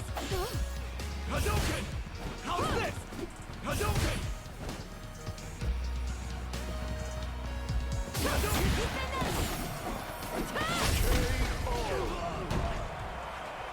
Manon wins! Next loss is minus 450, 25 minutes. Let's go. Let's run it back and see. I'm kind of watching actively, but not really consciously. What happened here? Okay. So basically, we get the knockdown. You're low on life. And then she reads the fireball. That's what happened there. So you threw a risky fireball. That's just it. To a degree, that's going to come down to experience and character matchup knowledge, right? But a good thing to keep in the back of your mind as you go forward as a Ken player is that most characters in this game, Shoto's included, have a way to deal with projectiles. Whether they have one of their own or not, most characters have a way to try to answer the existence of a projectile. And that's so that those who have projectiles can't just instant win condition jail their opponent in the land of I'm throwing stuff at you, deal with it. And Manon is no exception. She shows it here with this EX grab that goes through projectiles, gets a good chunk of damage because she's metaled up, and you don't have much life to begin with, so it's all she wrote. Lights out. Manon wins! Just sort of, that's what happened. She made a read, you made a decision, she was correct on the read, your decision was the wrong one in this context, and as a result, round over. And sometimes those happen. Minus 450, 25 minutes. Let's go, baby. So I can keep sitting it. How's this?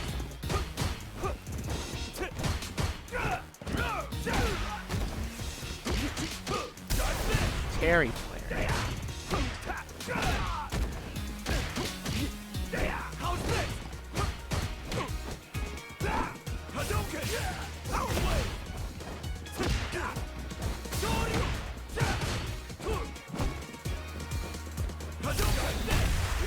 Okay, again, you're committing to options, and some of them I feel like you know why you're doing them, but a lot of the times I feel like, from what I'm seeing, again, you might feel differently, and feel free to, answer me in comments or ask for a conversation or a live chat or whatever if you feel so inclined and you see this video, Tyler.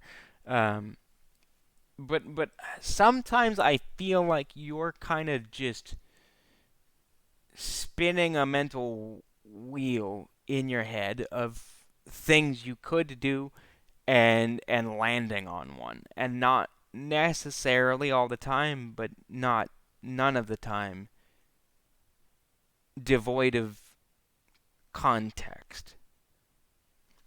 And that's sort of how things like this whole sequence here look, right? Because he throws a projectile, jumps again. You lose the anti-air because he jumped just at the right angle to be too close to you to anti-air.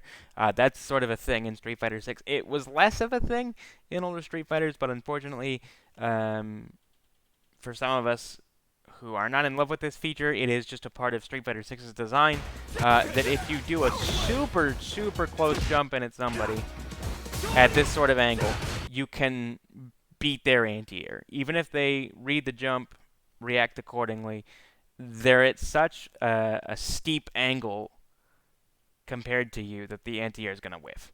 And he doesn't get a whole big punish here. He could have made this hurt a lot worse, honestly, and chose not to for whatever reason.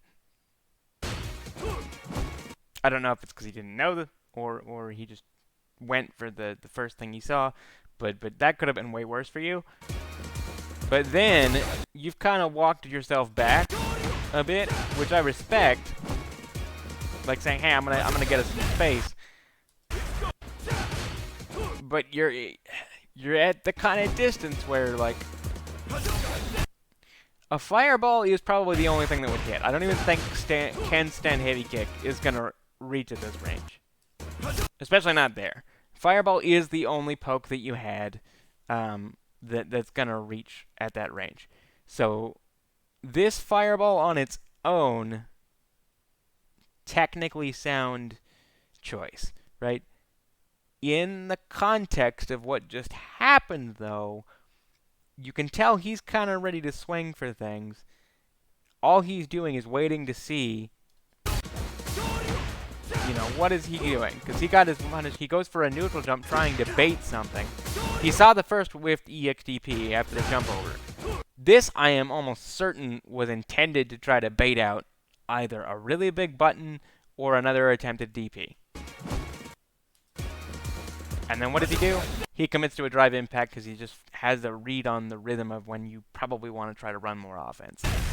He guesses correctly and gets all of this.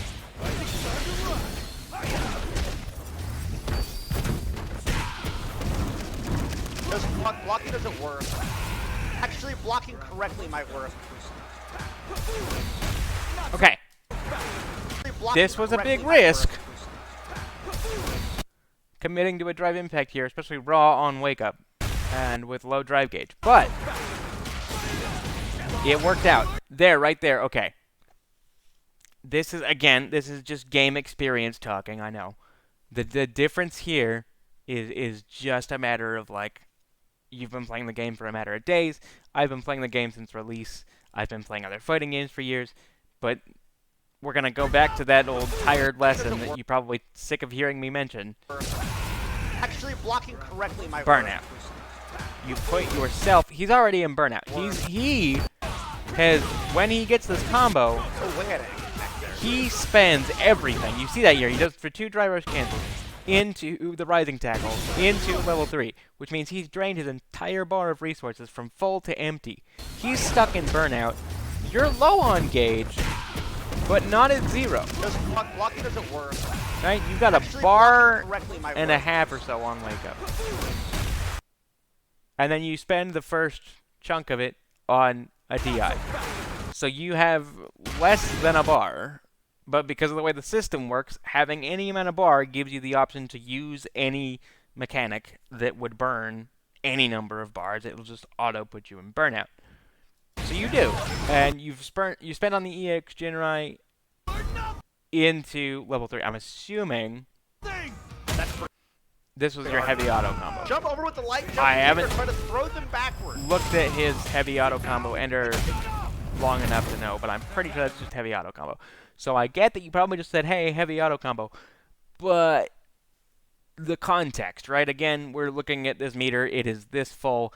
At that kind of lack of meter, I might have gone for medium auto combo. If you weren't ready to do anything more fancy than bash out an auto combo, maybe just go for medium. That would have also given you side switch, as we looked at earlier when I was in training mode doing a replay takeover against the Akuma you played. So you could have side switched, taken the corner. He would have had probably about this much health instead of about this much health, but you wouldn't be in burnout. He still would be.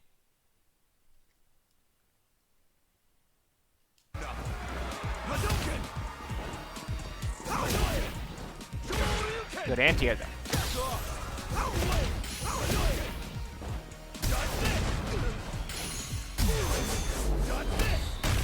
Yes, he RNG's it. Good for you, bro. Okay, so I wouldn't call this RNG as much as I would call it you made the right read that he was going to maybe try to swing for it again, but you committed to pressing yours as a response before he pressed his, instead of waiting the split second to see him press his, which would have then allowed you to go for the punish that you're trying to get here. And I get the frustration because I've done the same thing myself where I'm like, I know he wants to drive impact here. He always drive impacts after the sequence, and they do, but they delay it ever so slightly, or they just mess up their timing and they swing for it anyways. And I've already committed based on previous experience, so I press my button at the right time for previous scenarios and end up in a situation like this. I get the frustration. It's understandable. This could be avoided if you just try to get yourself better in the mindset and in the physical space to wait for the startup of seeing his first before you commit to pressing that button. Yes, he RNG's it. Good for you, bro. Good for you. Enjoy your whitelisted account.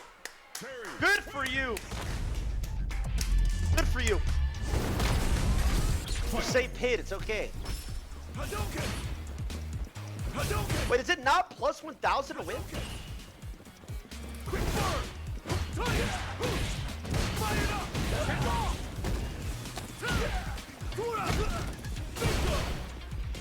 Oh, that could have been a much bigger punish. Okay. I have to make the joke. It's an in-joke in the FGC. It's not a shot at you or at any actual Chicagoans. This is just a meme in the FGC. Truly the Chicago punish of all time. Am I right, folks? Punishing with a throw or otherwise inoptimal punish when you have a big fat punish opportunity is what we call a Chicago punish.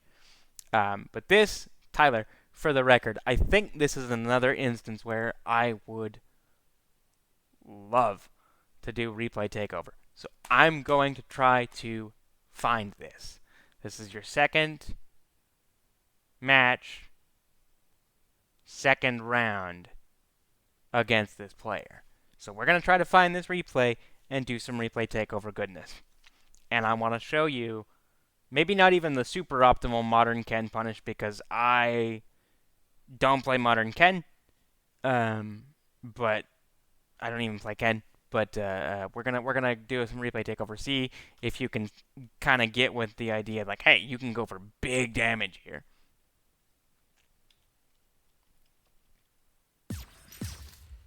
Okay.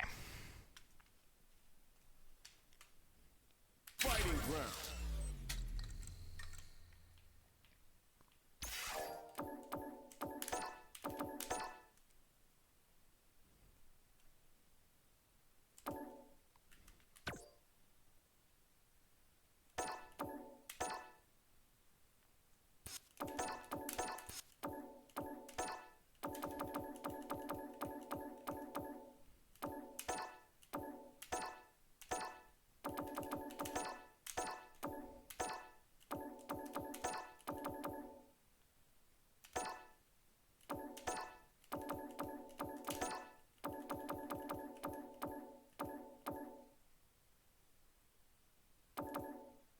Where's our boy Ken?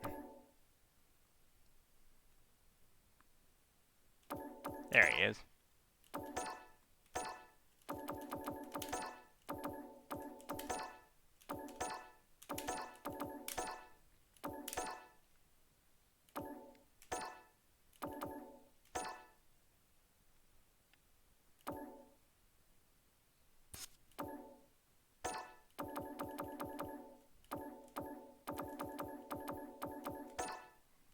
There we go.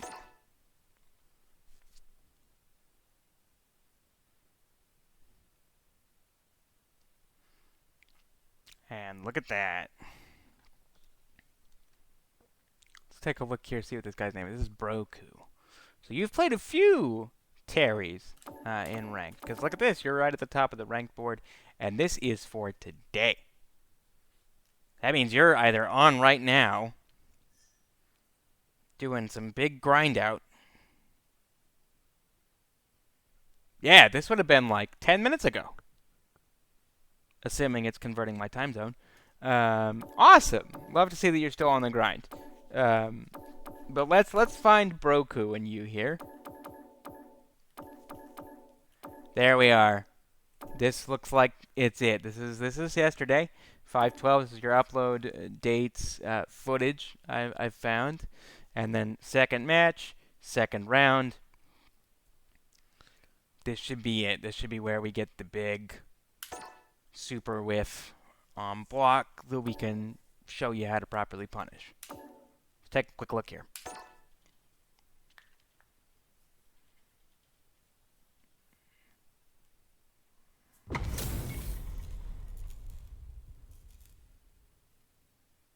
Gotta do this. Come on. Alright, second round. Round 2. Fight. Hadouken! Hadouken!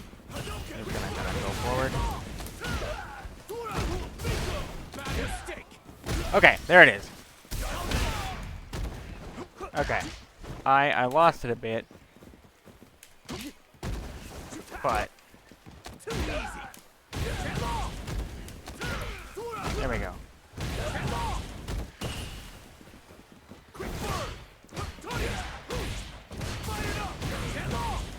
Alright. Correctly block. Right? This Chicago punish, though. We gotta do something about this Chicago punish, my guy. Like, when somebody whiffs a DP, like, think about this. His rising tackle is your EXDP. Same principle. It is time to make them feel the pain, is what that means. Because you read that they were going to do something crazy, and you blocked it. It's time to get your reward. A punish counter throw in this game is actually kind of an okay reward because of the punish counter system scaling up the damage on the throw. But in older Street Fighters, and even in this game, it's certainly nowhere near the limit of what you can do to somebody. So let's show you, let's take a look here and see what you could have done as a direct antidote to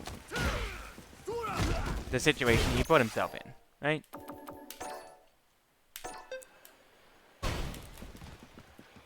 So there's your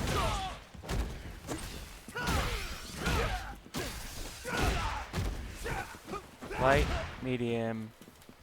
Okay, my buttons have been flipped again. That's what's going on. We found this out earlier. It's just fine. We're gonna fix this. It did not say. I think it's either setting them to be the same. Okay, maybe it is. Let's take a look here. Okay. They are working. Something was just out of place. I'm not sure which. Okay. Let's try that again.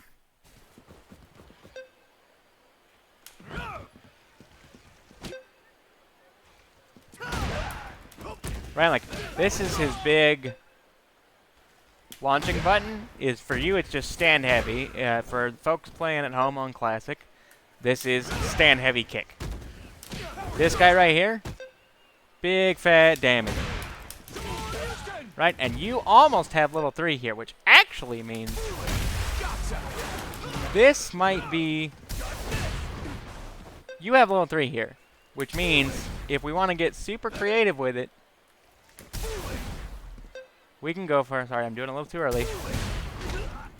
We can go for a reset if we want to be cheeky with it, or we can just go for raw DI at the right time and get a proper punish. Just gotta wait for him to start coming down a bit.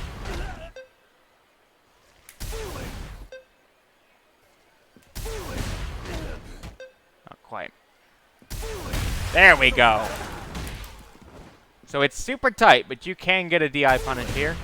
But even if you don't get the proper punish there with DI, if they're not ready for it, that's still going to wall splat them, which then leads into...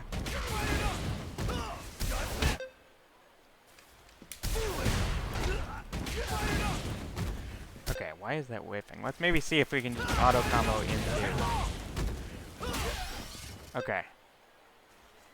So, to get the meter, we do need the punish counter gain. So there's your optimal.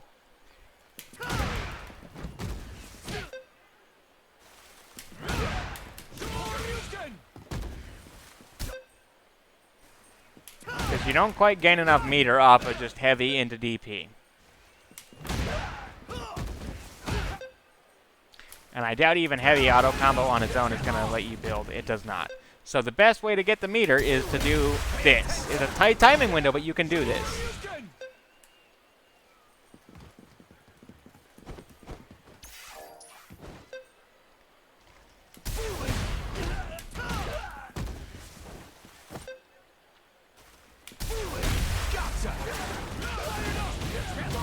And then you get level 3, which gives you time to get some gauge back here, and then puts him on the back foot.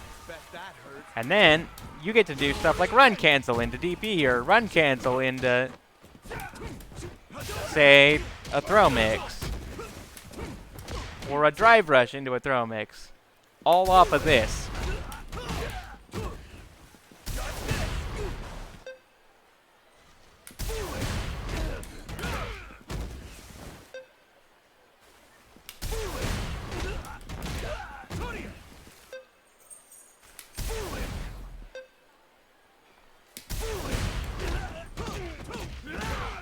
But you can also go for a lot less committal options, right? You got just basic stuff. Pretty sure even that does more damage than a throw.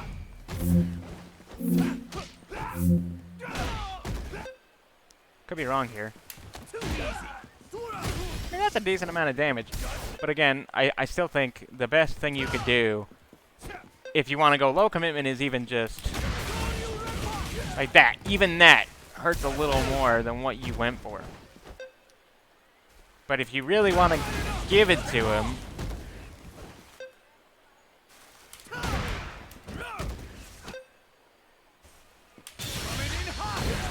even a raw super, you have level 1, level 2, you could go for a raw level 2 punish.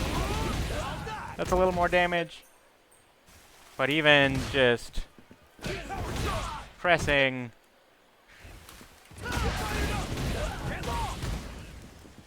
something like that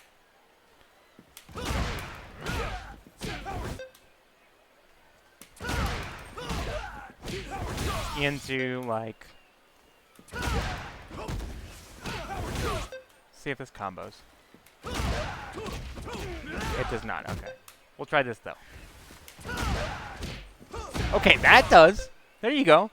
So if you do hold auto for your auto combos, and you do heavy and then cancel it into medium instead. Look at that. That's all while holding the auto combo button. Just doing one heavy and then all your mediums. That gives you a side switch out of the corner, sure. But even that, look at all that damage.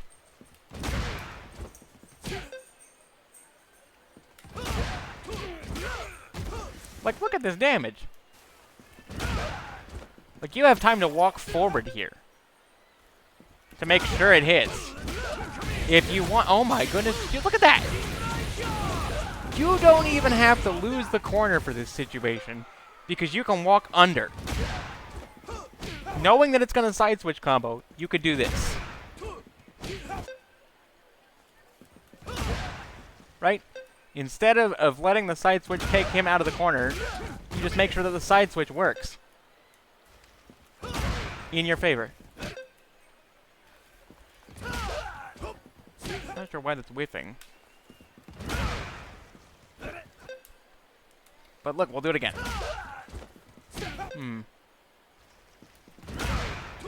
Okay, so it's a little tight, but it is doable. There you go. But again, look at that. That's like 30% instead of like 15. There we go. Perfect spacing. It is pretty tight spacing-wise, but you can get it to side switch in your favor so that you can do a walk under instead of trying to do the perfect, the DI that we showed you earlier that you would also have done. But that one's a little tight. You gotta wait for just before he starts to come down, right? And then boom, boom, boom. I don't think you can cancel I could be wrong here.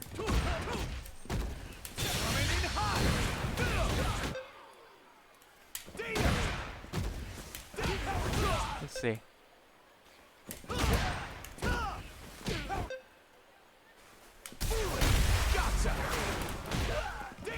Can I?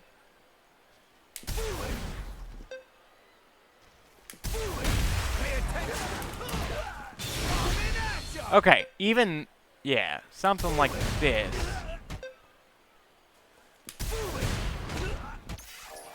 Would have worked with the heavy as well. I'm a little late on it. Let's get this timing right. Not quite. Not quite. There we go. Like, look at this damage. Right? Like, look, he's in yellow health now with 1 gauge, and you kept the corner. But even if you don't want to go for that super tight option, you have the option instead to go for this. Where you want to walk under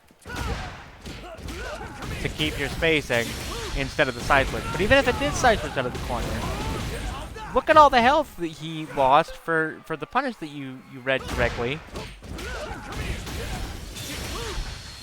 And now, either he's in the corner and has half health, or he's in the corner and has less than half health, or he's out of the corner but still, again, has like half health. And you have full drive gauge, because at the start of this interaction, you were down almost half your drive gauge. You had options here to make that really hurt. That's the sort of thing that I'm hoping this analysis is useful for, is allowing that, you know, we show you, like, hey, you've got some good ideas here. You just need to understand when to apply them and what those translate to, and when those opportunities arise.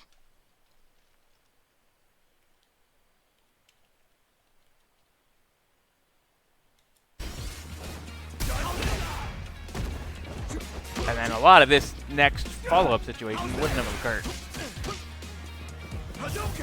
because he'd have been down on life already.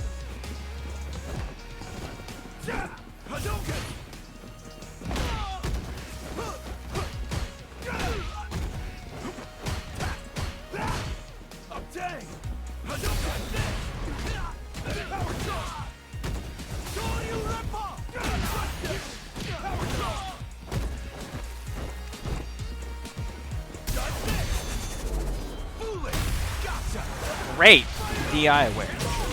Blow me, Terry. That was amazing. Fantastic awareness. That's the kind of reaction I was talking about having earlier. You are capable of it, see? I have no idea what... See, maybe that's why I don't like watching YouTube videos about this specific ammo thing, or like practice or streams. Everybody always talks in like lingo. Like, okay, Tyler, no, on Wake Up, you need to press X for modern, and then light triangle, and like, we're talking, no, he needs the light tech, the Swifty cookie sushi roll, and the backside 580. Like, what the fuck are you saying, bro? Okay, that's fair. Let's take a little sidebar here to sort of discuss common fighting game lingo. I know we're deep into my footage at this point, and about a third of the way into yours. But let's kind of just discover this. All that on Wake Up means is after you get knocked down. The thing that you do after you get knocked down is considered Wake Up, because you're waking up. You're getting off the ground like you were put to sleep. So that's a Wake Up. Oki is another one that you'll probably hear a lot. That is the opposite side of Wake Up. So when you have the Oki, which stands for okizeme, which is a Japanese word referring to that state of you've knocked somebody else down, that is something to do with like running your next bit of offense. You get mix, you get pressure that you don't get in neutral, right? That's Oki. Some other ones, you're going to hear things like DP a lot. You probably already recognize them. It's like, oh, look, I DP'd him. Yeah, DP is Dragon Punch. It's a Shoryuken. It's anything that works like a Shoryuken, like Kami's. Cannon Spike, also considered a DP. It's just sort of a universal term for big invincible FU anti-air move. And then some others, like fireballs are pretty obvious. Tatsu just means the spinny kick guy where he goes across the screen. So that thing goes through fireballs. Typically, we use Tatsu also generically like we do with fireball or DP. It doesn't necessarily have to be both forward advancing and projectile invincible, but it can often be both forward advancing and projectile invincible. Just forward advancing, though, and having a hitbox on screen is enough for us to call some moves in fighting games as a whole a Tatsu. If I hear any other terms come up as we go that you're like, I don't know what the heck this means, dude, then I will try to throw in the sort of idiot's guide to this term, as it were. Oops.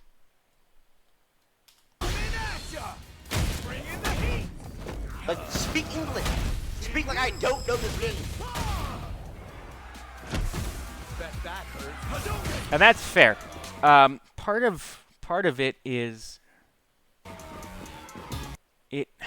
it's hard to convey quickly, especially in the moment, like where you're dealing with like analysis like this, the density of information that is required to be conveyed in fighting games without this specific language, which is why the language exists, right? Like, it's faster and easier to say, oh, here comes the Oki, what's the mix gonna be, than it is to say, oh, got the knockdown, now it's time for some big sequence of, like, right, it's a bunch of other words to say Oki, where we come up with these terms because they allow us to, in a very concise amount of space, transfer a lot of information. But you do hit on the correct point that to those who are outside of that bubble of jargon, it just sounds like Greek, right? And that goes for not just fighting games, but other genres as well of games, as well as just general human discourse. Anybody who's a specialist or an expert in any professional field can tell you the same stories of where they start throwing around professional terms because they're so used to talking in and out, day in and day out, with people who also understand these terms, and then they talk to somebody who doesn't share that knowledge base, and that person just looks at them like they have three heads and goes, what?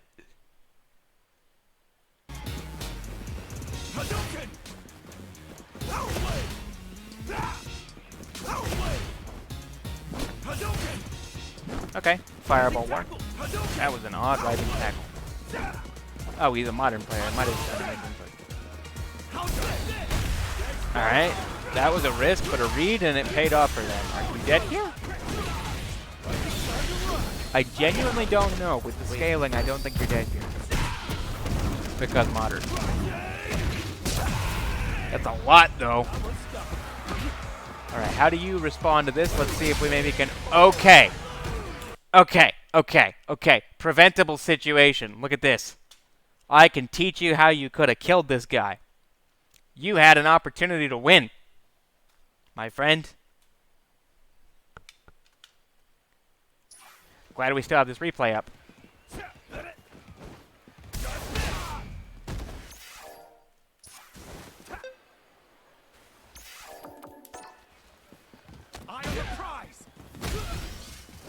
I gotta go forward enough to get to where you are.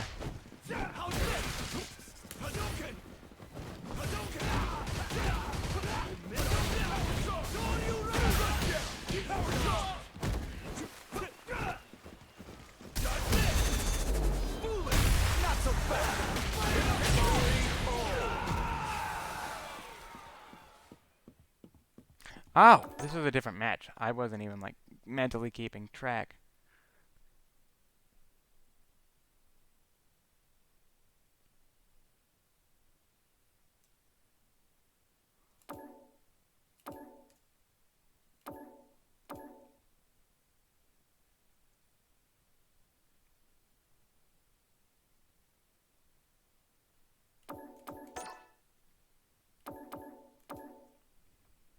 Was this... Did I miscount the rounds? No. So this is game 2, round 3. So why didn't it select it?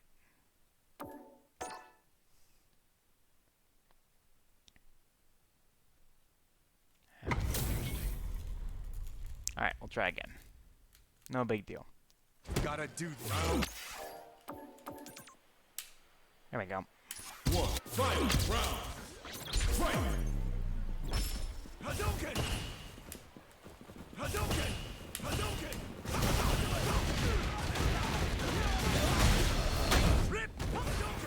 Fine. You get big combo. And here's where things get interesting. You committed. He goes for rising tackle here, right? I was trying to get to the distance where you need to be.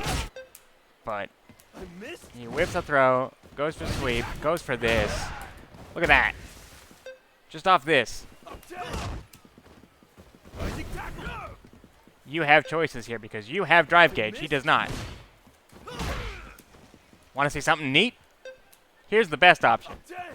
It's a little tight, but you have an option here that involves walk under,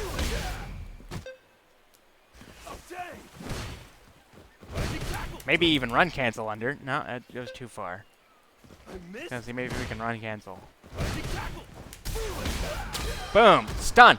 Why? Because he has done two things here. He's put himself in burnout, and he set himself up where he has no super gauge. He has no actual response to this except to try to throw you. Maybe. And he may not have the reactions to do that raw, or if you really want to make sure that he's jailed, you can take it a step further and go for a button into the drive impact. Like this.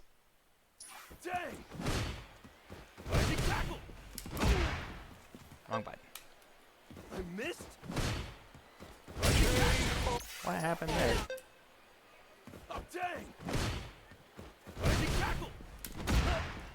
Why am I not going underneath? I missed. That's interesting that I'm not getting underneath.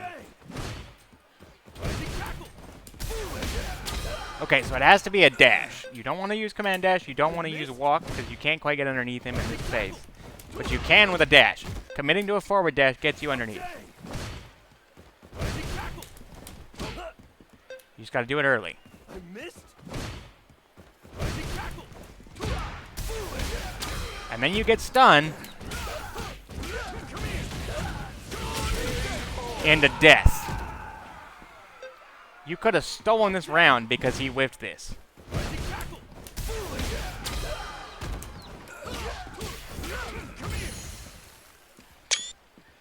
Stolen this round just because he whiffed it. I missed. Oops, wrong button. I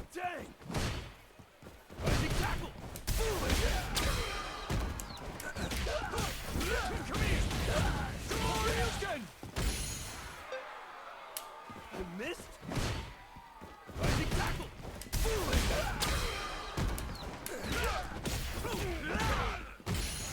Something like that.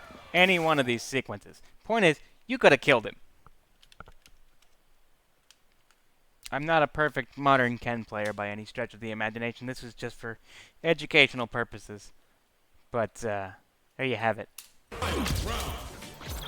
Kick or two jump buttons. Do I gotta press backwards though?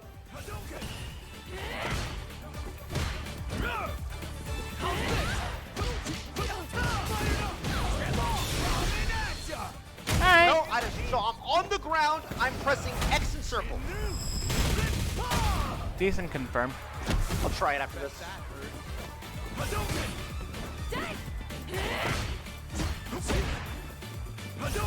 Oh, I hold it. Okay.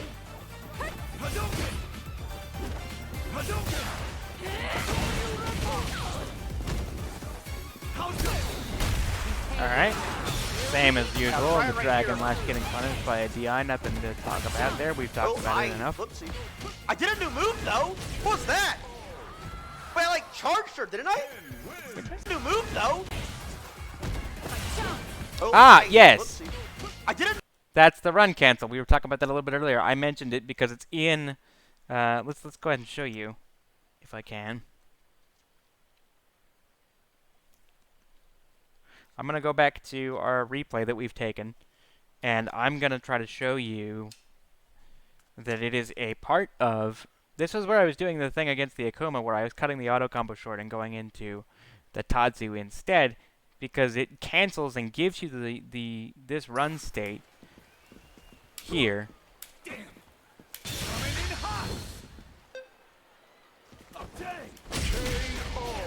It gives you this run state,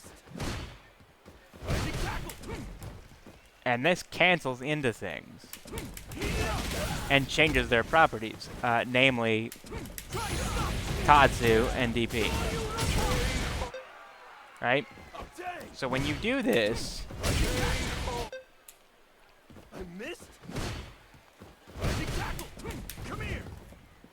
also Dragon Lash apparently. I didn't know that it affected. Yes, I did. I just didn't think about it. I forgot about that. But yes, also Dragon Lash. It changes properties on this move. It changes properties on this move, and then changes properties on this move. Right? So it's a useful state to know about how to use.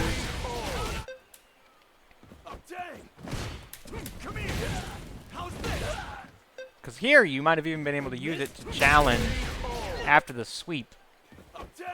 Because of the timing he used. I missed. Up and over. Oh, dang. Come here. I missed.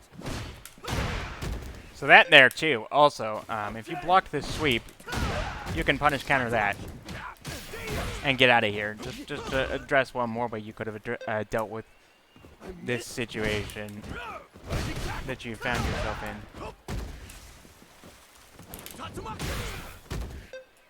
So when you block this, you can sweep it back. And just so you know how to do that on Modern, for I think everybody, sweep is down and forward with heavy. So whatever your heavy button is assigned to, pressing down and forward. Anytime you block a sweep like this, you can sweep it back. And you can see you get the punish.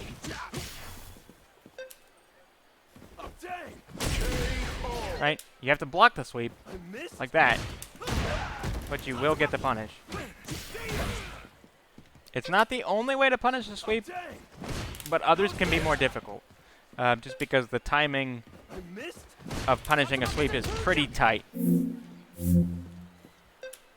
And the most reliable punish to a block sweep is just to sweep it back. It's been that way since Street Fighter 2. You do this. You could have waited, as we mentioned. Challenge with a run into like maybe a Dragon Lash there like that. Or gone for the side switch combos I showed you earlier to try to get the round. The best way to get a big punish off this, I think, is actually run stance into DP off of that.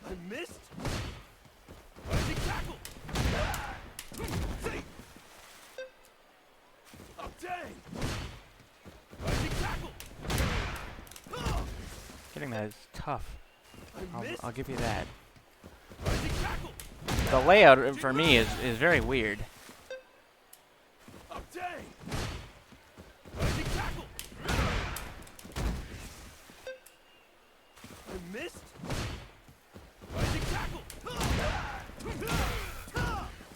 Can you turn that into super?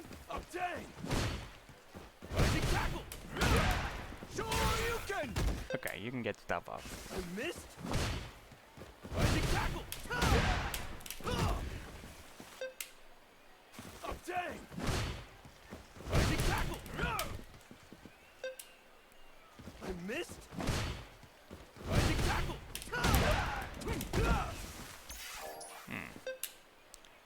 There's got to be a way to get this. I know I've seen it before. I missed. Okay.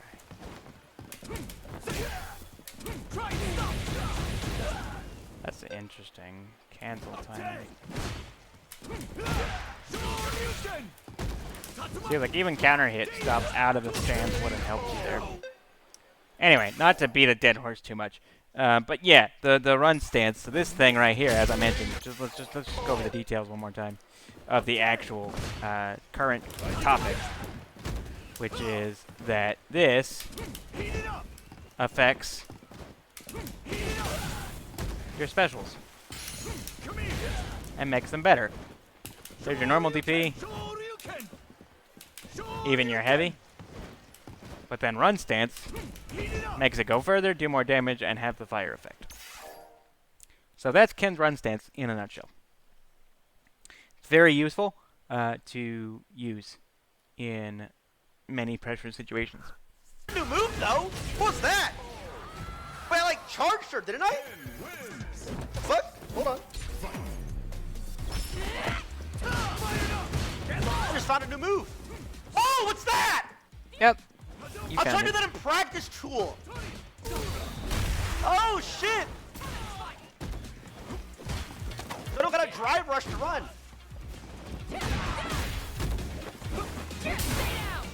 No, you don't. You're privileged in that regard to an extent, as Ken, but it's worth noting that drive rush in neutral gives you plus frames.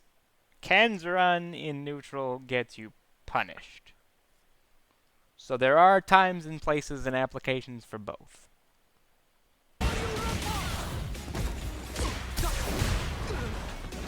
Hadouken!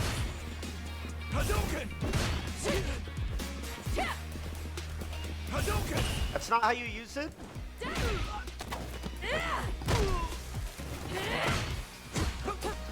How's this? Jinran! That is terrible. Hadouken! Great anti-air. Hadouken! Hadouken! Once again, the anti-airs have been relatively on point.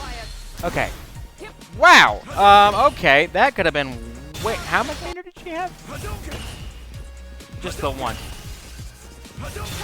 I'm not sure what the Kami player's thought process there was, because that was never going to hit you. Hadouken! Hadouken! Shoryuken! Great anti-air. Tura! Gota! Bad mistake! Tura! Beautiful. Okay, how do you kill this? Great. Oof. Yes. Oof. Yes. Oof. Yes. Hadouken! How's this? Missed opportunity for DP, but you can't be ready for all of them. That's okay. All right, throw mix. What's it gonna be? TI on wake up's a risky option. Like he's telling you, like it's okay to throw out every now and then, especially against players when you start to see that they're gonna commit to big buttons. But it shouldn't be your go-to wake up option.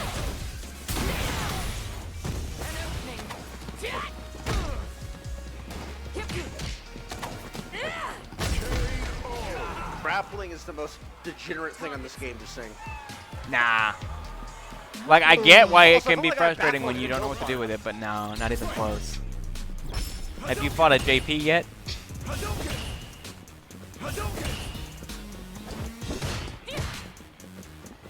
Hadouken! I baited her into thinking I don't know how to counter that. Okay, so you are thinking to some degree. Wait, see? Okay, this is what I was talking about earlier at the very, very, very beginning when I said like you seem to put yourself on tilt. You get into one situation where you've lost an interaction and then you're on tilt, so then you let a lot of stuff slip away. But here you go. You were up a round. You won a round.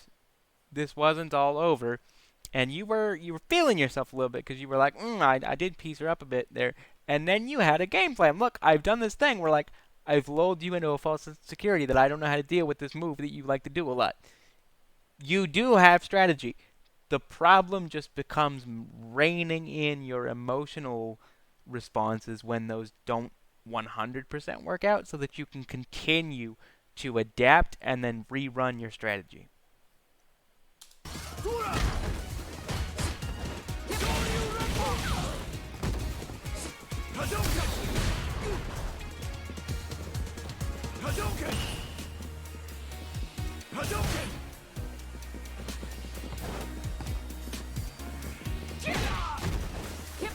You're in my way. God damn it.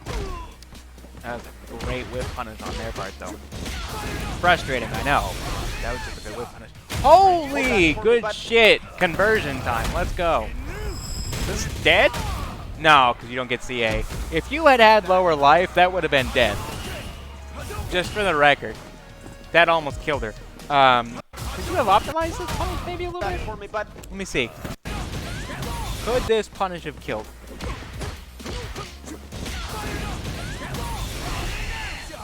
Maybe. There might be some way. I'm sure there's probably ways. You could have drive rush extended it. That's the obvious answer. A drive rush cancel there, where like even say that, right? Like instead of doing straight into the auto combo, you would have gone for the big heavy hit, drive rush cancel, do it again, maybe into the heavy auto combo, and that might have killed. Given how little life Hold she that had. for me, bud. And I know it might seem a little like silly, a little bit nitpicky for me to be going like, oh, if you did this, it would have killed. That's at levels like this, especially, and as you climb higher than this, when you get to like higher platinum, lower diamond, and then obviously on into master, a lot of the times what will make the decision about who walks away with the win in a match like this, where it's last game, last round, is little adjustments like that, making sure that your combo kills instead of letting them live on a pixel and giving them a chance to do a comeback. Now, let's see what happens. Bet that hurts.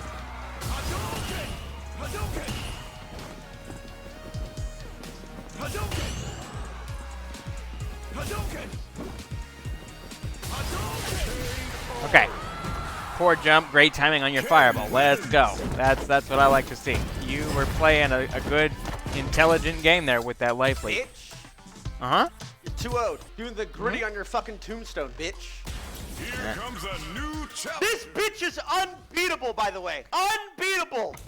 No, she's not, but I definitely understand why it feels that way for many, many, many beginners, because super armor is one of those things where it's very strongly what we like to affectionately call the scrub killer move archetype in fighting games.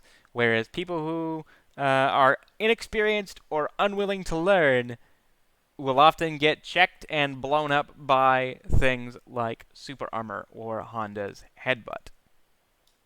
Most talentless character in the game. Unbeatable.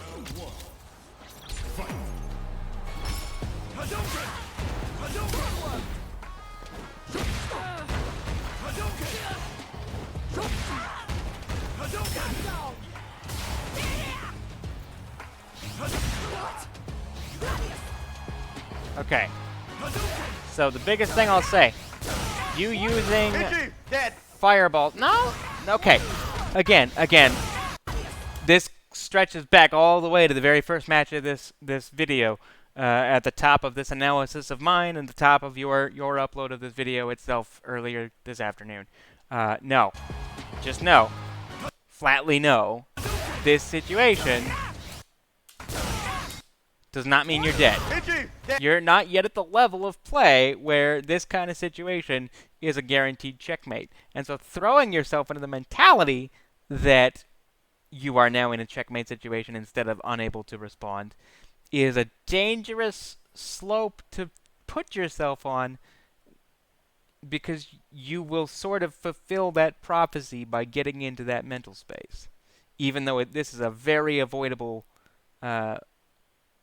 follow-up situation. You can get out of this alive. I promise you. Dead.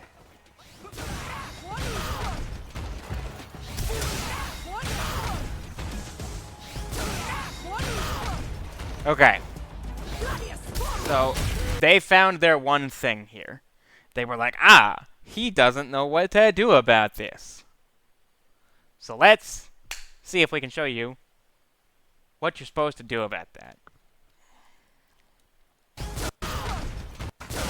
I can tell you confidently, it is not a fireball.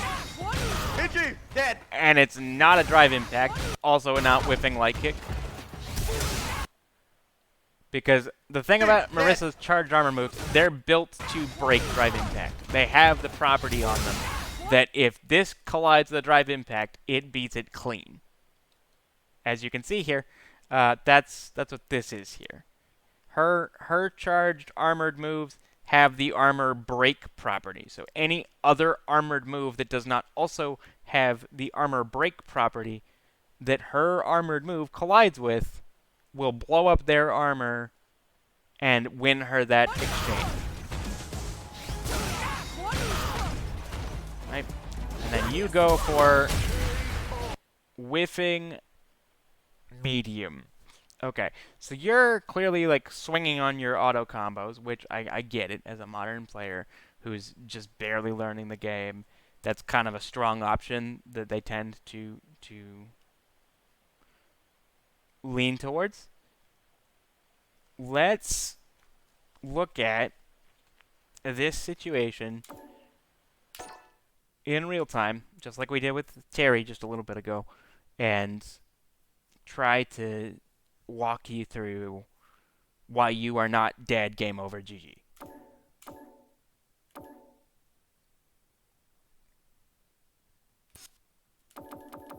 So I need some details on this Marissa. This is Misty Nipped. Alrighty, that's a name if I ever seen one. They are also on Modern. That's also useful information to have. I know it probably might not seem like that big of a deal to sort of absorb, like, oh, what are they using when you're on Modern? Knowing whether they're on Modern or Classic lets you sort of do some basic reconnaissance. What is their minimal anti-air reaction time going to be like if they're on Modern, more than likely, versus their damage output being lower unless they bother to go through the execution hurdle of learning to manually input their specials and supers, which most modern players don't, outside of like the higher level. So this little bit of like data gathering can also help you in these sorts of situations. But again, let's go back to finding our opponent here. And since Marissa's not a terribly popular character, we should be able to find your matches pretty quickly.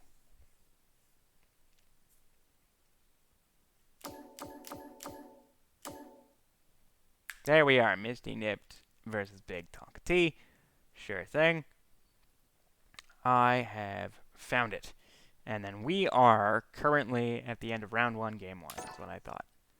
So let's pull this up. And we're going to do some replay takeover again.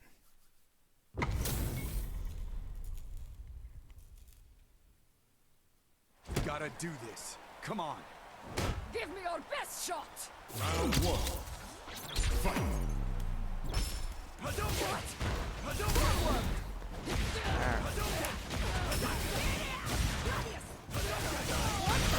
Okay, right about here. This would be where you sort of started to get blown up in the corner, right? And we're gonna take over here. So, oh, right here.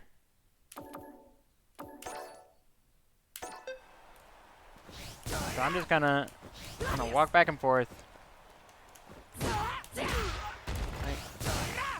Doing some stuff. For starters, she's not guarding her legs here at all. Like, you see that? She's standing. This lady is standing. She is walking you down like a bulldog. That's what she's supposed to do. That's what she wants to do. But what that means is she's not watching her toes. You get to challenge that. I'm not saying you should do this like 80 times like I'm doing here just to demonstrate the point. But right here, you've got her kind of like, you're not quite in the corner yet. Sweep. Just sweep her. Her armor moves also, as you can see there, they have some wind-up to them. Right? I can challenge if I react fast enough. I can challenge. Not always. But look at that. If I react quickly, I can armor break. Or if I poke out preemptively. Moves like that only have the one hit of armor. So I can just win. Right? But if I react to a whiff, I can challenge with this big long poke of Ken's. That's just your heavy button. Not throwing it out all the time, but a trade even is not necessarily all in her favor in this regard. You don't want to lose to the armor, so you want to let it kind of go through its active frames. Let it go through its big hit, and then maybe challenge. Or again, if you're really confident, you can just walk up and sweep her. Because here's the thing about Marissa's armor. It all loses to multi-hit moves. Or lows. Like that.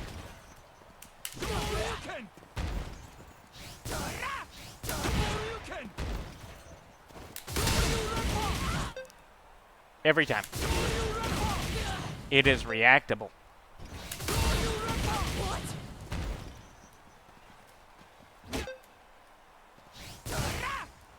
Right, like, even letting her get me into the corner, right, and go back to here. I'm just gonna let her do her thing like she did in the actual match against me. I'm gonna just take up space. That's the thing. Drive impact there is risky because it will get blown up if she times the armor move right. She wants you in the corner. She's got you in the corner. She's walked you down. This is when you just poke and challenge with quick, non-committal lows, like crouching short. Or if you believe in making the commitment,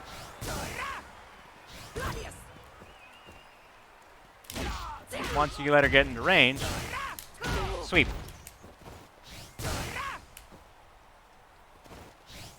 And then this, she started a DI, but you'd already committed to a button instead, so you got blown up right there. Like that. Instead of constantly swinging on buttons without an idea of which ones you should be pressing, now that we know it's lows, you can go for things like this. This is a powerful button in Ken's arsenal. Down in your medium button.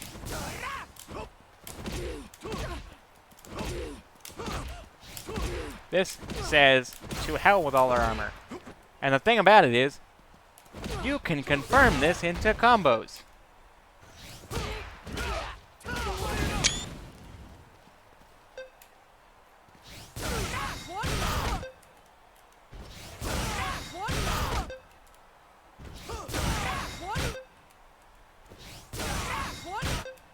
Trying to see if I can get it. It's a pretty interesting range that you're standing at, so it's hard to get the confirm to land.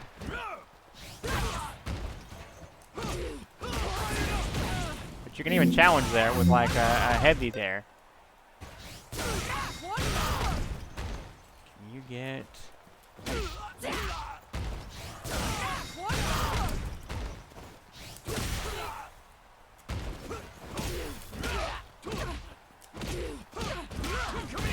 Okay, so those won't link, but even just getting like this into Fireball, right? This is a classic.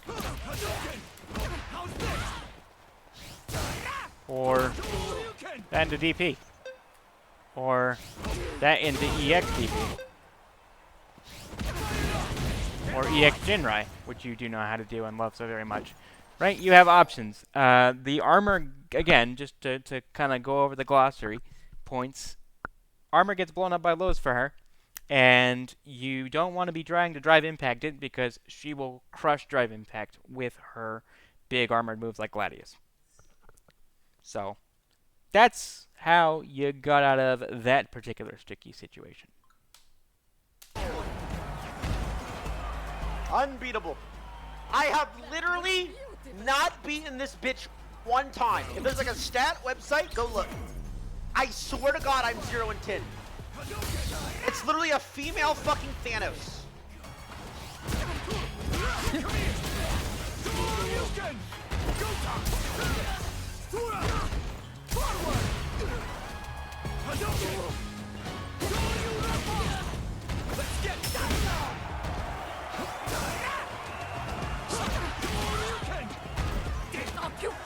Fuck you, motherfucker. Okay. Yeah, this is a lot of you. Good. Okay, good. You did get. You got a swing there. Great. Okay. Great. I don't care. That's I don't care. not I don't optimal. care. You understand, like, it's not optimal. Clearly calling it out. You probably could have killed with just level 2 there. Maybe even level Aggressive 1. towards her, defense is dog shit. What? Yes, bro. And you mess up one thing, and your entire HP bar's gone. Not at this level. Not against this particular Marissa. That's for Like, sure. I'm sick of the coat being. Certainly just some don't of them, mess yes. up.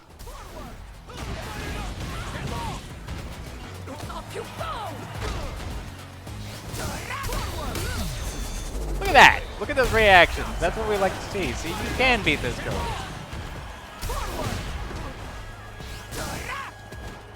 Watch your drive gauge.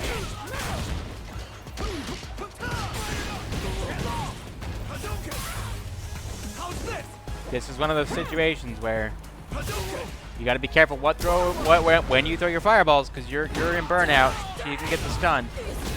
That's gonna be death, I think. Talented. To be fair, this here,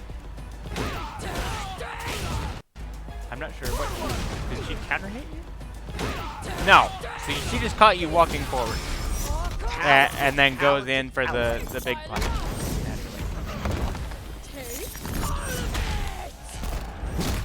Oh, you're not dead because modern scaling. Look at that. I can promise you a classic Marissa would have killed you there. Just the lack of damage scaling.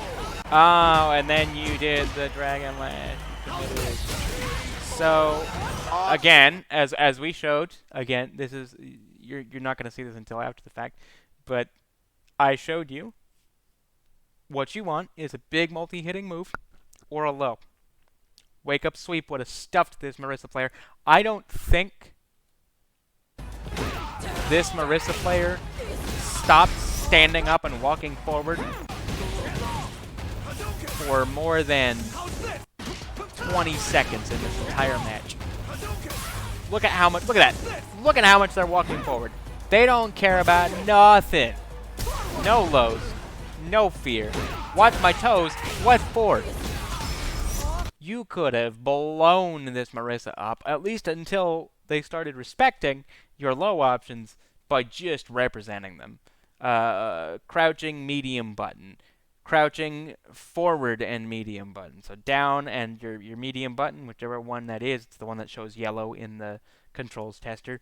So down and medium, or down and forward and medium for some other moves, or down and forward and heavy for sweep, which is your longest reaching low attack. Any of those, decently preemptive, reactionary, even depending on your reaction speed, EXDP would have blown that right up. Like, a lot of this could have just been dealt with if you had simply known that she loses very badly to lows and multi-hitting moves. Talented.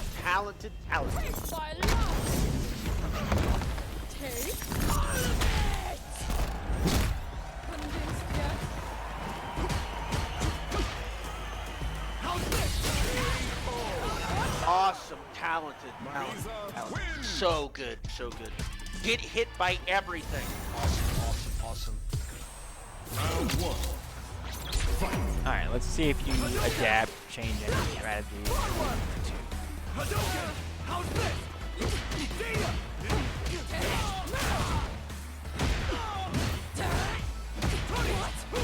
Great punish. Oh, not quite in time. Yeah, you had already committed to the string, so I'm sure the frustration was there because you were confused as to why you couldn't react. You were already in a state where you couldn't counter drive impact with your own. That What do they even was spam? unfortunate. Bro, these big, beefy characters are so fucking talentless. Yeah, so there you go again. You're committing Bro, these big... here. What do they even spam? Bro, these big, beefy characters are so fucking... You've committed to the auto combo. So the second you get... Here's the trouble with Modern, right? With Classic, the start of this... talentless. Yeah. Bro, these big, beefy characters are so... The start of this string here that you go into that gets stuffed by the drive impact is a single button. It's just Heavy Punch. And Heavy Punch is a powerful tool that you can cancel on reaction into drive impact to defend yourself against the drive impact like she's using here. But you're playing on Modern and you're using it as a result of mashing out an auto combo because Heavy Punch for Modern Ken players is tied to pressing your heavy button while you press your auto combo button down. You naturally could just put out the Heavy Punch, but that requires that you press the auto button, press the heavy button, and not just immediately mash out the rest of the repeated heavy inputs for the auto combo. Since you've already committed, the immediate follow-up to Heavy Punch in the heavy auto combo for Ken is going straight into EX Jinrai, and that, unfortunately, is not a safe option, as I kept stressing earlier in the video, and does get blown up by drive impact because it doesn't have enough hits on screen fast enough to break the 3 hits of minimum armor. so fucking talentless. The Hondas, the little green guy, this bitch, Blanca. the Zamphi, like they are just a massive handicap.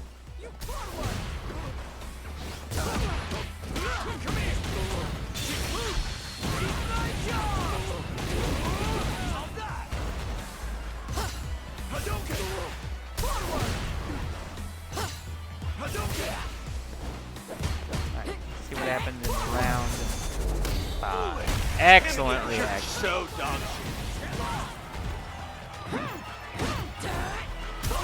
That was a waste punish. You missed there. Obviously, it's just down to time and experience, but that could have been a big punish if you were ready for it. wrong button.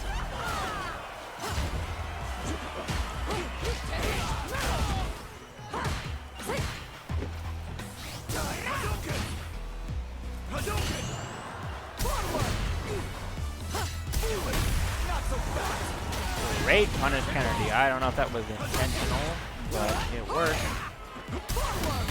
Fuck you! Okay. You should be alive. You have a shot What's here. crazy is, if this isn't modern, I would have died twice now. Yeah, you are correct there, but that's again, that sort of thing. You just like you are, right? You're giving up damage for ease of access, and so are they, and that's just the way that it is. Look at that! You got out of there. Like, dude, modern classic is so broken. Classic isn't broken. It's the way that it's funny hearing this from the opposite end, right? Because a lot of members of the established fighting community complained about Modern in the exact same way. They've all said, "Oh, Modern's so broken. You get instant supers and perfect DPs. I can't jump at you." No, all that Modern means is you can't jump mindlessly at people. You can't just fling yourself to the skies and be like, haha, you can't react in time. Look at that, lol, loser. You can't make bad jumps against a Modern player. If you're getting anti-aired by a Modern player, a good Classic player also would anti-air you, because they're going to have the reactions down. If you get away with the jumps on a Classic player that you don't on a Modern player, just know that that Classic player's reaction in anti-air game is weak. And that's not to say that, you know, the best players don't get clipped from the skies every now and then, sure. But a lot of the people who are complaining that Modern is broken aren't by any means folks at the top level. They're folks at, like, my level and below who have been playing for years but are stuck in their ways, stuck in their mentality that, like, oh, the reason that they're stuck where they are is the fault of everybody else and the game and the characters instead of themselves. So they say the same things, like, oh, modern is just broken because of the instant supers and the instant DPs and the auto combos, when the reality is they just got out footsied, probably. As far as your statement, the classic is broken, it's not broken. It just fundamentally is you have to have some trade-off for getting instant reaction specials and supers, right? For Capcom, the decision here was 20% damage nerf. That said, they gave you the option to input those same special move inputs and super move inputs to avoid that damage scaling, so that if you want to get good enough but still use modern for the majority of its ethos and workflow, you can, and then still get the big damage on your special ender or your super ender, so that you're less impacted by the scaling.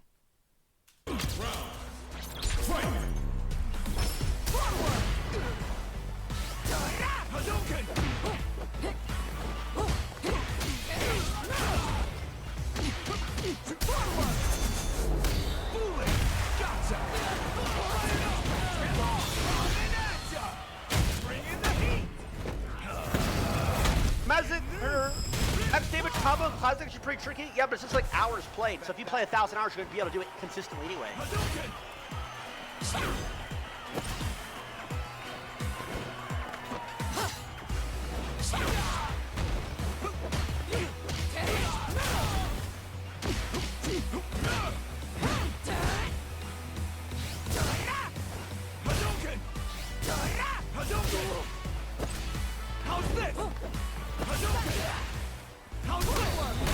God.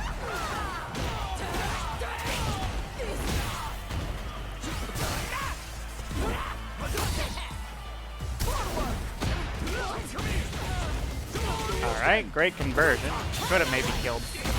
Oh, you got caught by the classic. The wake. Oh, you're not dead! I can't fucking grab that shit. What, man? Does it show me my recent win-loss? Okay, let's address what could have happened here. Right? You get the knockdown. You committed to drive rush. Did we get to see? No, because whatever you did was slow enough that that was a true punish. Okay, so you committed to drive rush. She was ready for it. She supered, right? This is fine. You're still alive. I don't know what you stuck out there, but that's just a matter of you didn't respect her enough. I'm sorry. I know it's tough to hear. You just needed to respect and block out, wait for your punish opportunity. It was one hit away for either one of you. All you needed to do was block and wait for your opportunity, and you could have been the one that closed that out instead of her. Can't fucking grab that shit. What, man? Does it show me my recent win-loss? I've never been here. Okay, so I'm on the right. 1, 2, 3, 4, 5, 6, 7. 6 in a row. 7, 8, 9, 10. This is bugged. 11, 12, 13. 13 losses in a row. Won those 2, you're 2 and 8. Okay, so I'm 2 and 11. 3 and 11. 3, 12. 3, 13. 3, 14. 4, 14. 4, 16. 5, 16. 5, 17. 6, 17. 6, 18. 7, 8, 18. 8, 19. 8, 20. 21. 8, 23. 8, 24. 8, 25. 8, 20. Okay, it's a lot. Okay, it's a lot. Yeah. I'm done counting. Bro, I worked literally all through Sailor's naps for the last week to get that LP. I start stream one time and I lose all of it. It took me 20 naps to get here. Here comes the And that's so. This is a thing. This is not unique to fighting games, but just like be aware. This happens to people in all kinds of games. Right? Like the tricky part with learning a new game is you will find your baseline skill level pretty quickly, and then once you reach that point, well, now you're dealing with people who are roughly around your skill level potentially, but the ways in which they got that skill may be different. See, clearly some of your strengths include your reactions, like with those anti-airs being more on point than not. That's something that a lot of players at this level struggle with, where, granted, yes, you're using modern, but still being cognizant and aware enough to consistently say, you're jumping anti-air, you're jumping. And modern, classic, doesn't matter. That is a skill that needs to be developed. And for a lot of people, they don't start out at the same baseline that you clearly have, where your reactions are just there. You're ready to go, I need to do this. Or, like, if their reactions are on point, as in they can recognize, they're jumping, what fails for them is the mental processing to go, I need to do this to anti-air it. So they fail to connect them jump, me DP. And that will be where they struggle, potentially. Or with what to do when they're in the corner, or how to win neutral, right? Like, everybody's going to have, at this sort of level, at least one or two great big gaping holes in their game plan that vary from yours. And what that means is, in an ideal situation for you, you get to just run your game plan. You know what you're doing, and you prevent your opponent from doing so. But the second that swings away from you, you might have the holes in your game plan exposed if they're aware enough to figure them out. So you run into this situation where, like, you start to climb up, you find your natural skill level, and then that natural skill level is no longer gonna cut it on its own to further increase your climb. You need to develop in-game experience and knowledge, is kind of where I was going with this. You must crush them. Who was I against? Why you guys monk the iron? Oh my god. Round one. How'd you get banned for sandbagging? If I lost 10,000 rating, would I get banned? Oh, I'm all tapped. Hadouken! How's this? Hadouken! Hadouken! Hadouken! Very steady fireball game. They're just being patient, rocking the parries and the walk back and forth. All right, Big- bro, what are we doing here? Big patience. They're just being patient. Like, I know. I get it. Like, I get why a lot of players at this level find this annoying.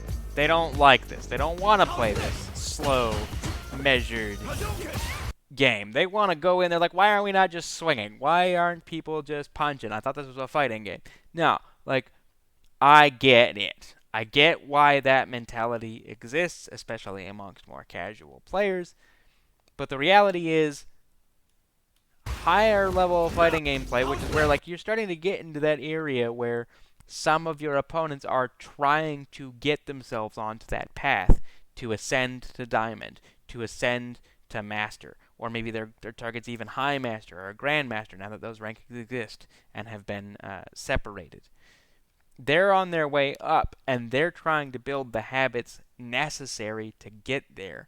So instead of playing like the run-of-the-mill Unga Bunga platinums that you're running into quite a bit here, there's somebody, they have holes, which is why they're still in platinum. They're on their way up, but they're trying to build habits like this, the patience and the neutral required to ascend, All right, bro, what are we the doing knowledge here? of game mechanics, the measured, careful parrying of projectiles, the waiting and seeing what you do. Usually when they play it like this, it means they're sandbagging, actually. Come on! No, again, I know I just kind of went over it, but this does not necessarily mean that they're sandbagging. It means that they probably have holes somewhere, elsewhere. It might be that their anti-air game is weak, and so they lose to a lot of people who are jump happy. It might be that their execution is their weak point, because again, this is a classic player here that you're up against. So when it comes down to a more evenly paced game, and it's one exchange away for both of them, the other opponent more reliably closes it out, and they can't quite get there. But then they run into somebody like you, who, I mean this as respectfully as possible, you really want to just run forward with your game plan, and you don't appear to be willing to exercise much restraint. Whereas this person is willing to exercise restraint, stand back, do mostly nothing for the first 20, 25 seconds of the round, and just respond to how you interact.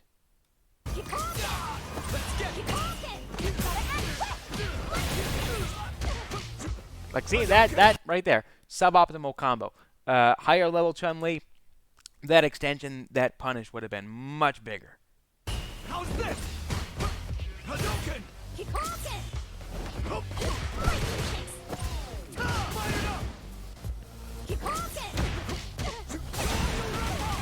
That was lucky there for you. Unfortunate. Almost got the ball flat. Good blocks. Alright, respectable punish, because I honestly, if I didn't know data like you, and boy, I don't know her data on that super, I probably also would have just gone, even in my more experienced position, I might have gone in burnout against that super for a throw punish, just because I don't know exactly how minus it is. I know if I had drive gauge and I parried it, I probably could get a great big fat punish if I'm ready for it. But in burnout, I'm just gonna go for the safe punish.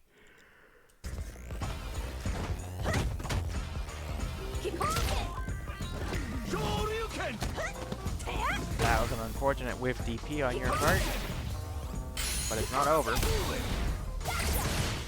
That was a risky, ooh boy. Okay, that was a bad fireball. I'm gonna be very blunt. This is just a bad fireball. You're at the range where any fireball's a risk. Ken's fireballs are not the greatest fireballs in the pantheon of Shotos. They never have been, they never will be. That's not what he's designed for. But I'm here to tell you anybody's fireballs, except maybe Akuma's in this game, because Akuma's got some crazy good recovery on his fireballs. Terrible fireball. Guile with a sonic boom is probably pretty safe here, as long as he's been down backing to get his charge, because he'll just flash kick. But a Shoto player at this distance is, I'm not saying you should never throw a fireball, but it's a risk, and it should be a calculated one.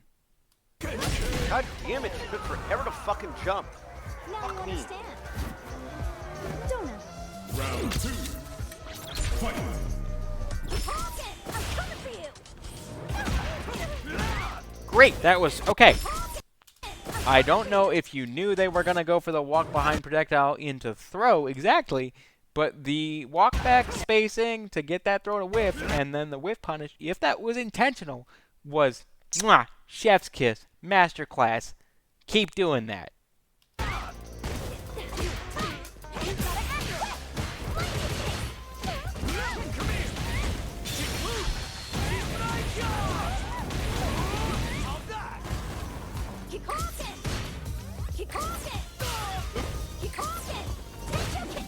Okay, oh, okay. Remember that whole situation earlier in the clip? I would do another replay takeover, but also, like, there's only so many variations I can show of the same situation, right? And this video is already going to be very long. You're probably not going to watch the whole thing.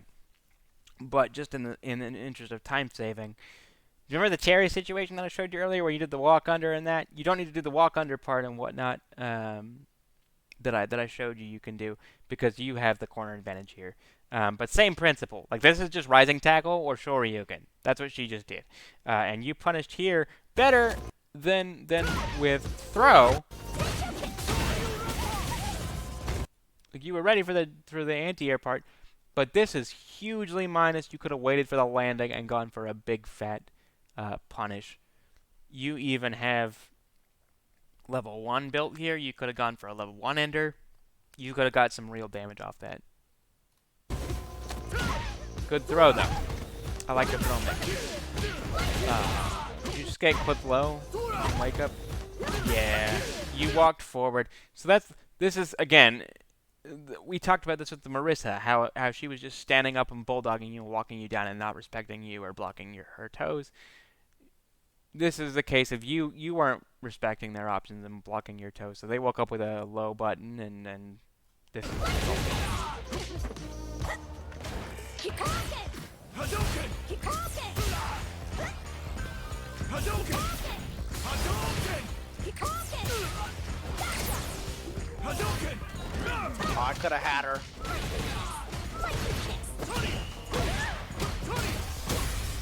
Hadouken! that jump. But we already got that ammo from being cleared, but that was a poor jump. I'm rematching this. I think he's sandbagging. Chun-Li wins! Fight!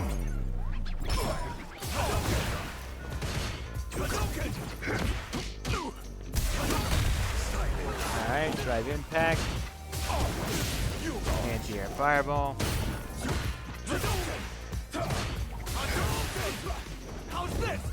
Again, I know it's a horse I beat to death this video, but watch the drive span between letting them just block, chip you, to Where is the fucking downtime?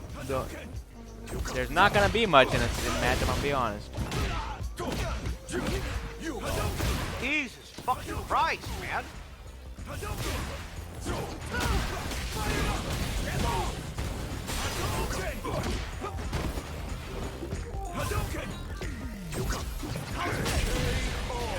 I'm not sure how you got that there, but listen, we take those. Even when the gift horse is a little sloppy, we take them. We don't look it in the mouth. We take that.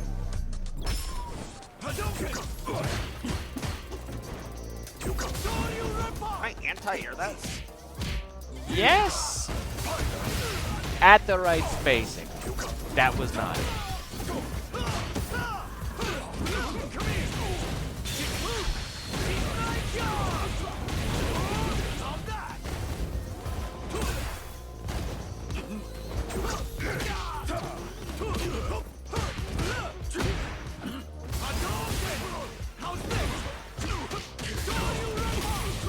Okay, good conversion.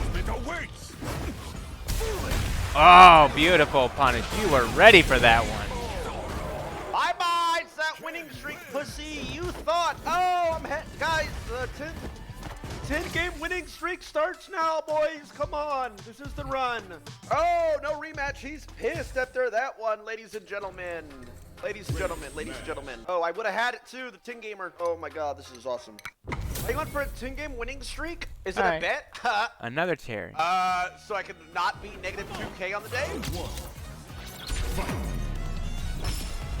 I dare you.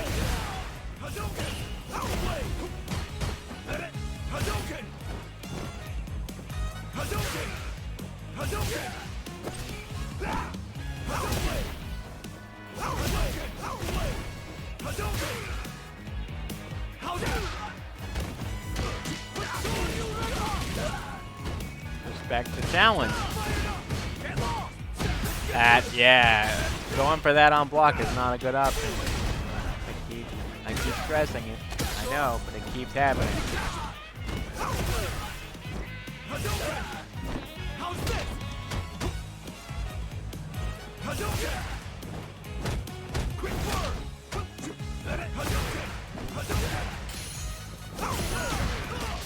Big jump in. Let's go. Got the kill. Uh-huh. Round 2. Fight!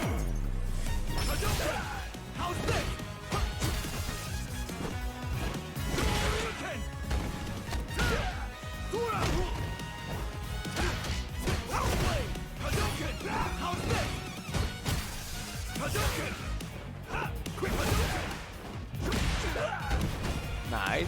A little bit of a trade-in situation, but still worked out.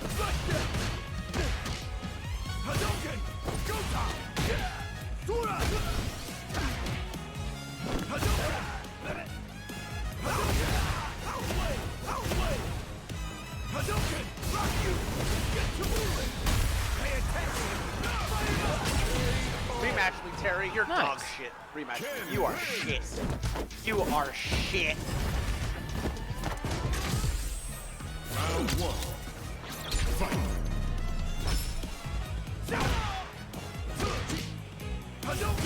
Alright, see, look, you can play a more slow, measured neutral. This is all you gotta do. Oh, that was an opportunity for a punish. Barely misspaced yourself. I don't love the burnout for you. I feel like some unfortunate things are about to happen. Good anti-air though, holy crap.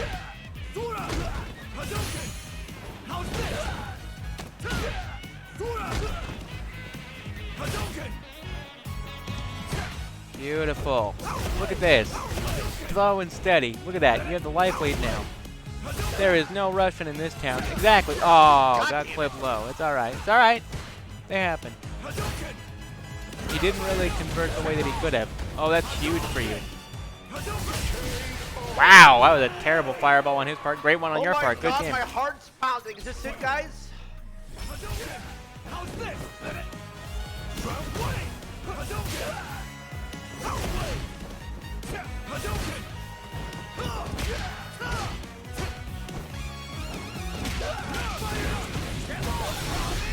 And the big conversion. Gonna do like what, half? It's the Give or take? HGH you used in the past. Yeah. Never took steroids, moron. Alright. It's alright. One big knockdown, not a big deal. Wow, that was a missed Oh, opportunity now to you're in anti-air. trouble, Terry. Yeah, exactly. You understand. Burnout. Time to go swinging. Be careful, though. He does have level 3. Big conversion. Jail him into... Oh! I respect it. 7 more. I like it. I like it a lot. See, you can play beautifully clean neutral. Like that wasn't Please, the why can't I cleanest. get There was some sniped and flip given up. 3 That wins was to 2 great. wins? I'd be so happy, guys. I would fake it the whole way. I would act like I did it all by myself. I don't care.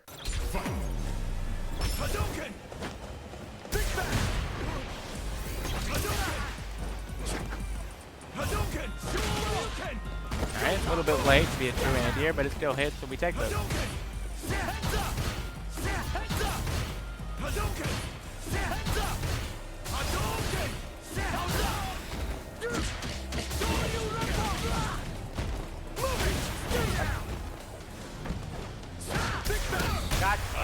Unfortunate. Yeah, not much you could do there. You'd already committed to the button. It happens. It just happens. You're not always going to be the one who makes the right decision. Ooh, that was great, though. That one was. That was absolutely the right decision. Oh, that's big. You have put yourself in. Okay, yeah, watch out for that when you have no gauge to extend your fireball into a multi-hit. Oh, that is big punish. Oh, yeah, okay. You still got it. No punish, but hey, he wasn't ready. You could have killed him. You could have got a real kill there. Just a heads up. That was a punish. But I like the respect, the read that he was going to do something crazy. That was fantastic. There you go again. Fantastic read.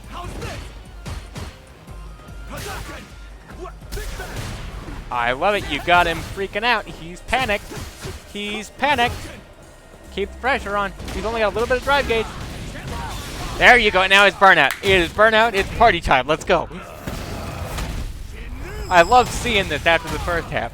Seeing the back half of this video, I'm so glad I didn't decide to chop it up into 2 sessions, even given the length. I love. You okay? Just a little early. No, but like great idea, execution. Jump, bro. You gotta just jump. a little early, a Jump. little bit too premature. Great idea though. Exactly. We love that for you. Look at that. Look at that. That was beautiful. Back to back. 3 games. About to be 4? You about to make it 4? Cook this man. I want to see this. Fuck, I know that. It's alright.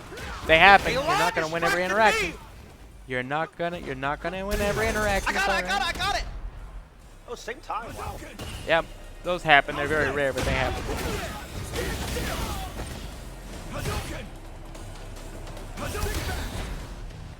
Man, he is committed to that drive impact, even at these bad distances. Just so you know, Even though a fireball's unsafe to be doing at that range because of drive impact, when it's out of drive impact range like that, where it's whiffed twice, you can still punish the drive impact on whiff if you're ready for it. Oh, I'm gonna need 2 wins in a row, or else the streak's gone, boys. Round 2. Fight. Hadouken! Heads up! Big back! Heads up! Hadouken!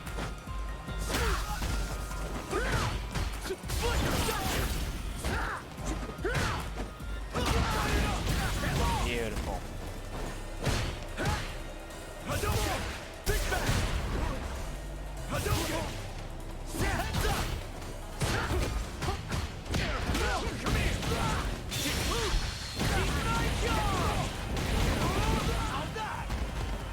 That was close! Hadouken! Beautiful throw break. Criticism of the game, it's not fair. Can you name one of the game that's fun? You're getting your shit kicked. Wow, that was almost an unsafe fireball, but just barely out of range. That one, unfortunately. No extension. Ah, okay, thank Wow, he got hit by God, that? holy shit. You got lucky there, and you know it. Okay, good. Here we go! Hadouken! Hadouken!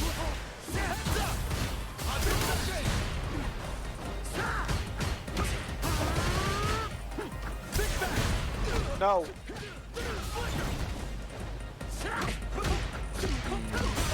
Oh, you're just getting whipped on counter hits now.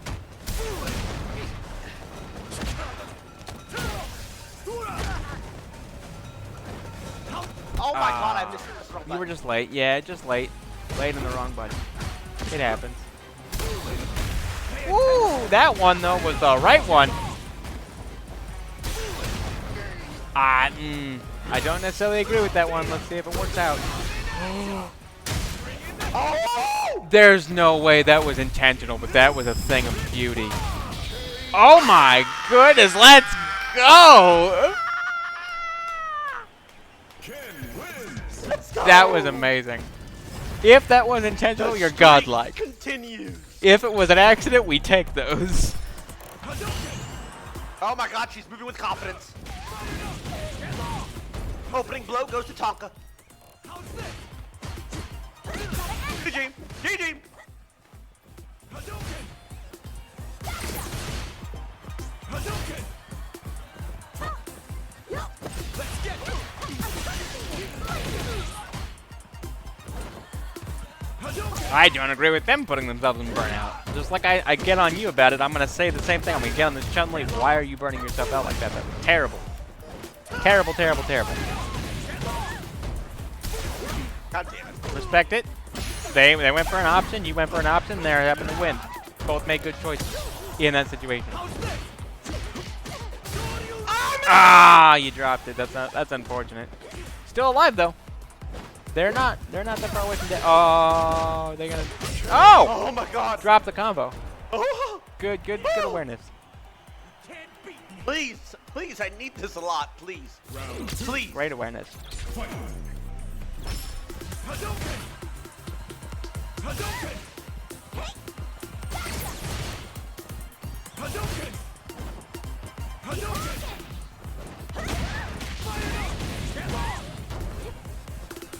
Hadouken! How's this? Hadouken! Go-top! Hura! Hadouken! Oh my goodness. Look at you just running a clinic. Beautiful. Six. Spacing with Do we punishes. take the rematch though? Do We we take take the the- rematch? Yes. Chun-Li's are scary. Yes. Chun-Li's are scary. Take the rematch. Don't in run. the rematch. I Don't can run. quit right now. Don't run. Or I take the rematch. Don't run. I don't know. I think Don't she's run. looking up her combo. Don't I think- run. I got a rematch. Don't run. Round 1. There you go. Yes. Don't love the OD spam. Like, I know I keep harping on it about it, but it's true. I don't love it, but hey, that worked out. You got a clean hit there.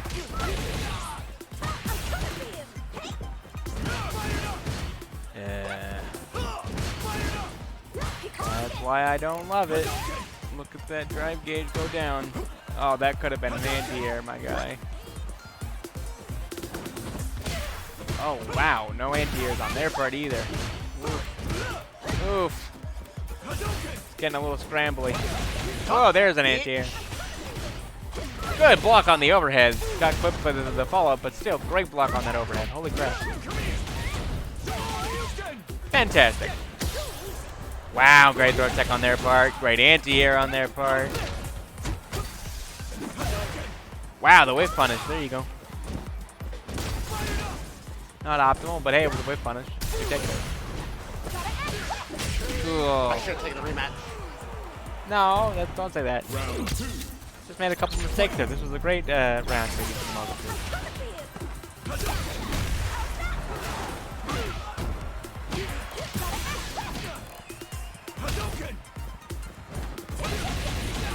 I don't know how to get to her. Or like break her shit. Not by jumping repeatedly, clearly, because they're starting to look out for that. Oh, that was weird interaction. Oh, they dropped their combo. Oh, they got the Oh, pickup. there goes the streak. I knew I should have left. Fuck! You always leave if you win the first game against female characters. No. Always leave. Always. Oh. You wanna take the set. One O's mean nothing. Oh, this is a terrible burnout. Why are they burning themselves out in the first half second? Hey, look, I don't know. It's because they're like faster than guys. I don't know. They're so fucking annoying. They're not, on the whole, faster than male characters. Like, it's not, there's no, like, oh, gender means that the characters that's not a thing in this game. Oh, now it's not even close. God damn it! Fucking stupid ass chat! Fuck! Hey now, okay. See, this is a prime example of what I was talking about. You let yourself get emotionally swayed. You play on tilt instead of taking a deep breath and reflecting in the moment on the little mistakes that you make in that first round. You start to spiral into this space, and it's salt-filled, and it leads to more mistakes, and you find yourself where you are now. You were doing just fine. That first game you won, you were feeling yourself, you were confident, you were on a streak, everything was great. You made a couple mistakes that first round of the game that you lost first, and just let it all devolve from there. You easily could have won that round, even though it went their way, with a couple of minor differences. I think both of you were playing your game. Some drops and some sloppiness on both sides. Anti-airs missed, all kinds of stuff. But it could have gone your way, so there was no reason to let that spiral out into what you have in the intervening minutes. Don't underestimate. Round 2. Fight.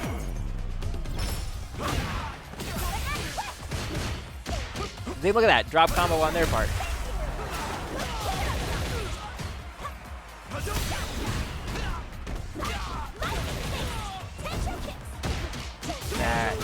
Alright. Still better than nothing. But a good punish. He gets something.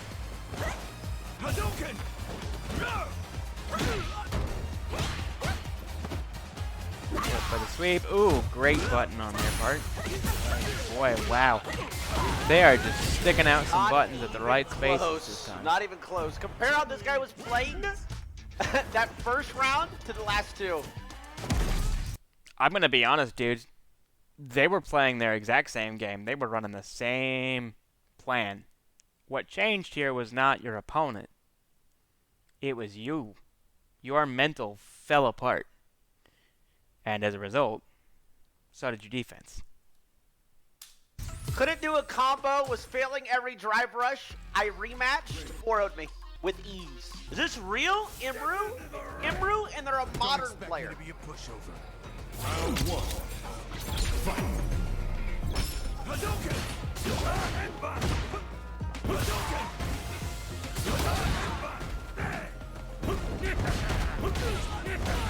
Uh-oh. You're getting Emerald. I've seen Emerald play, and this might really be Emerald. Oh boy. Doing Honda things. She is modern Honda-ing. Good spacing. Great throw mix. I like the respect. The walk back is great. Didn't need to walk back. Ooh, the stun setup. You do know your way around some things. Woo! All right. One more interaction. That's all you need. Yeah. There you go. Don't rush it. Don't rush it. Round 2. Fight. Powers through.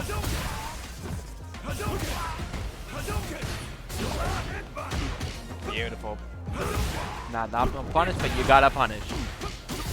Baby steps. We take baby steps here. Punishing things even a little bit is better than not at all. Unfortunate with DP. It's alright. Those happen.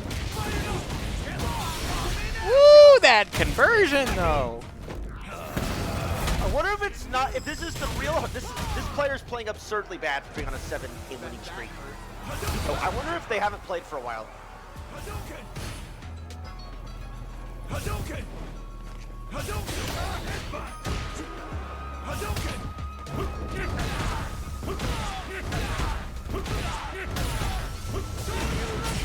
Stop that garbage. What a fantastic cross-cut DP. I'm sure you don't even know what that means, but good job. Trash. Round 1. Fight.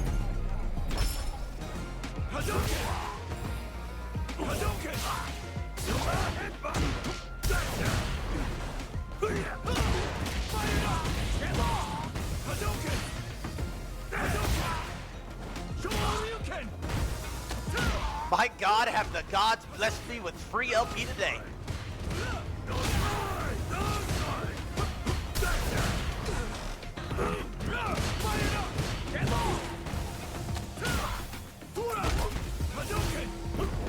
They felt sorry for me. Why can I move?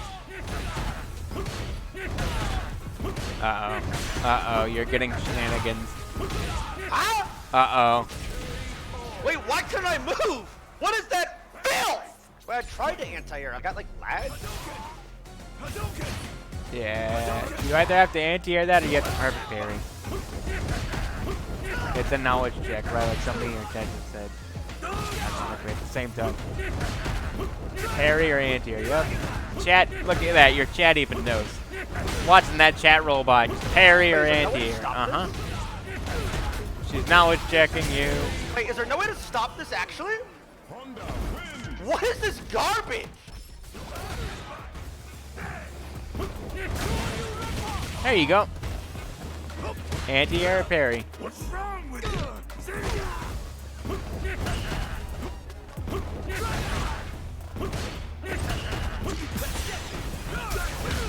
Unfortunate In burnout. the game, you fucking freak. Oh, she is playing the game. She is most definitely playing the game.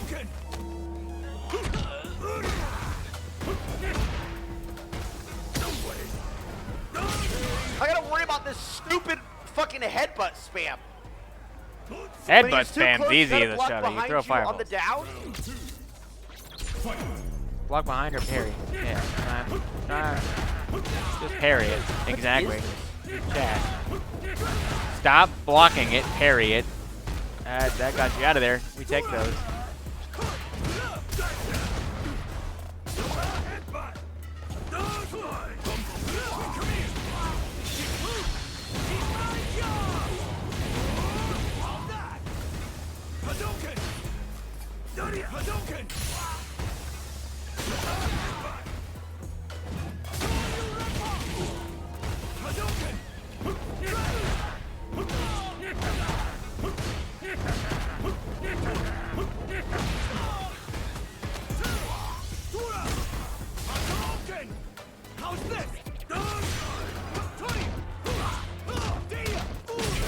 Whoa!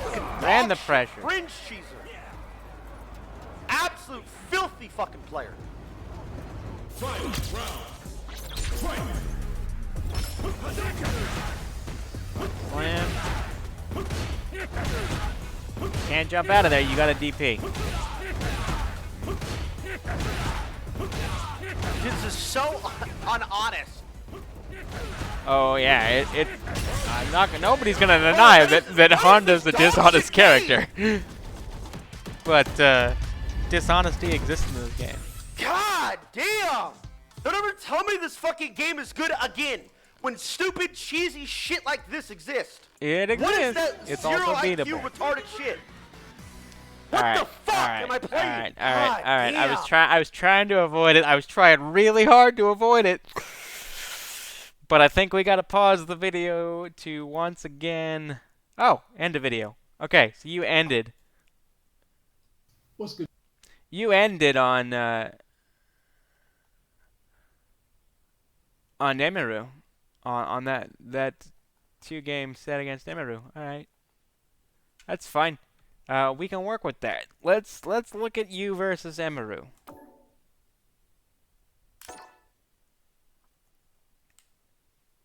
And then we'll close this video out at like probably 2.5 hours long.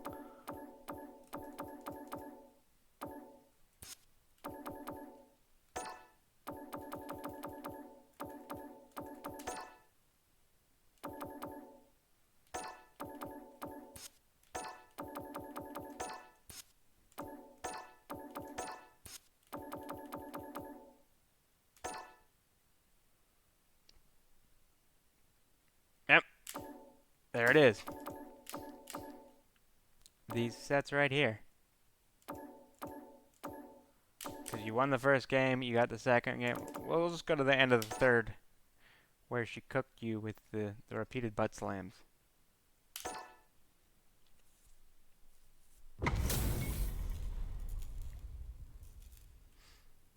And I'm just gonna... I'm gonna replay Takeover from the jump, honestly, of this match. We're gonna just go straight into... I'm gonna take over here, and I'm gonna show you how to...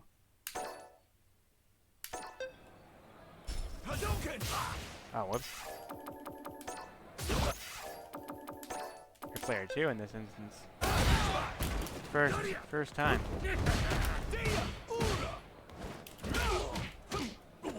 I don't play Modern, so I'm going to do a lot of dropping combos here. But I'm just going to be here to outspace stuff. So I'm just going to take the scene back.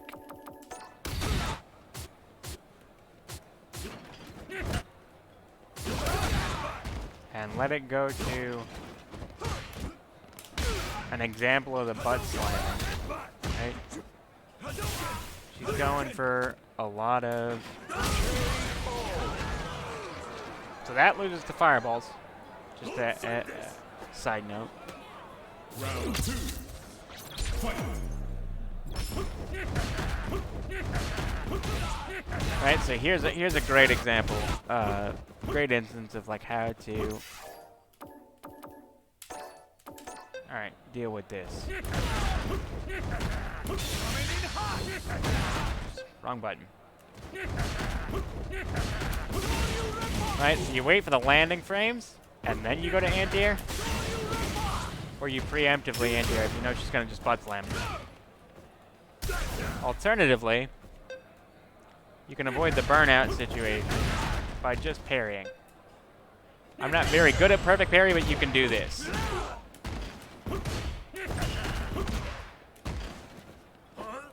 It is a very tight window.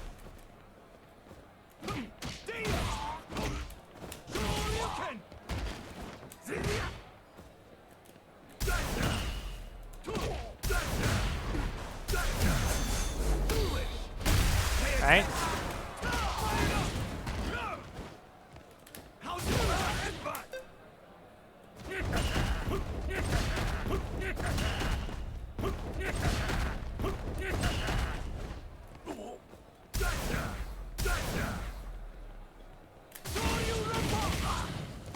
Right? Just general idea is going to be to parry a lot.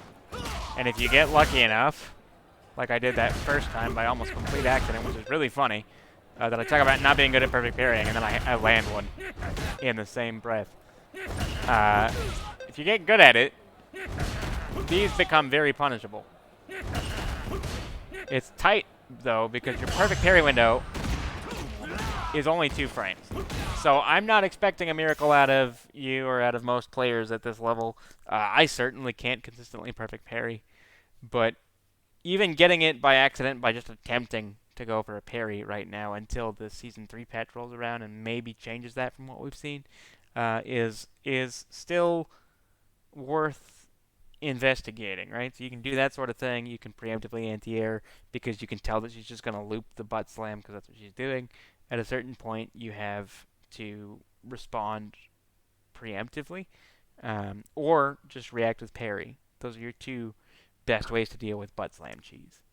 But with that, I think it's time to just do some sort of overview notes of everything we've looked at in this session and sort of the conclusions that we can draw here.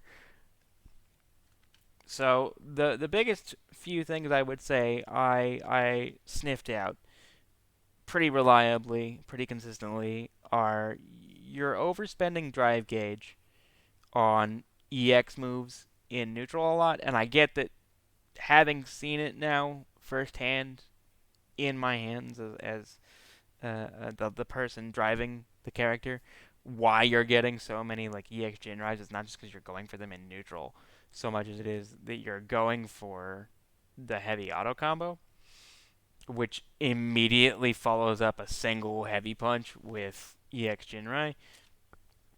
But still, the best advice I can give about that is just to try to be more aware of whether that opening heavy punch hit before you commit to mashing out heavy, and getting that EX Jinrai on block and burning 2 bars to then get punish countered for maybe a third, and just finding yourself an all-around bad time, right?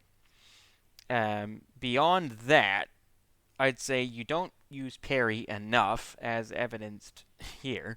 Prime example. It's not the only place that I would say you weren't using parry that you could have been, but that's a big mechanic you want to use, especially if you are going to be so liberal with your use of EX moves and the drive gauge. You really want to be trying to play a more aggressive parry game on your opponent's offense to help rebuild the health of that drive gauge as you drain it toward your own offense. And then the last thing, the big third tentpole, I guess you could say, would be just that, again, as I keep stressing, you are letting your emotional state, based on losing oftentimes even just a single interaction, sort of snowball into swaying an entire match outcome. And I'm not saying it's easy not to get a little heated, but to improve at a game like this, part of that is controlling the mental and is keeping your emotions just enough in check, even when you're upset, that it doesn't just spiral into completely losing all sense of restraint or of hope that you can turn it around, all of those sort of things.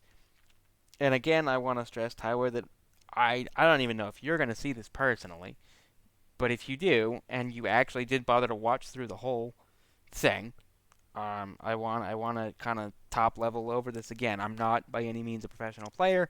I'm only in Platinum 5 myself. Probably can get to Diamond here in the near future if I commit enough time and have the free space to do so.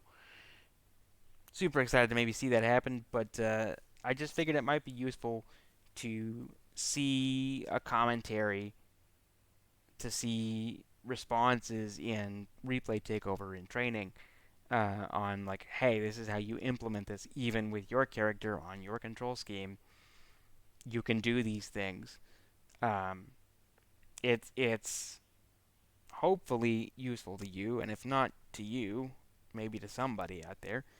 And I'm happy to help in any other way that I can. You can email me, you can find me somewhere on social media, you can just find me in the comment section of the video, because I know I left a comment or two when I first started watching it on my phone. I'm probably going to comment this back at you just in case it's helpful, to let you know that this is an upload that I am working on as soon as it finishes exporting, but I imagine it's going to take a while given the length that we've achieved. But yeah, again, I just wanted to see if I could help do a little fun exercise and analysis of somebody sort of stepping into the game at somewhat near my skill level. And maybe work with you or anybody else who's entering this tournament and teach them whatever they feel they could learn from me. Or anybody who's not. Like, if some random viewer of Tyler's happens to see this as well, or folks who keep up with him and not necessarily consider themselves fans, whatever it is, if you have questions, comments, concerns about any of the stuff in this video, please feel free to reach out. Let me know what's up, what I can help with. I think that I speak for many in the FGC when I say we're happy to help new people learn, or even not new people improve at the things that they are trying to get better at.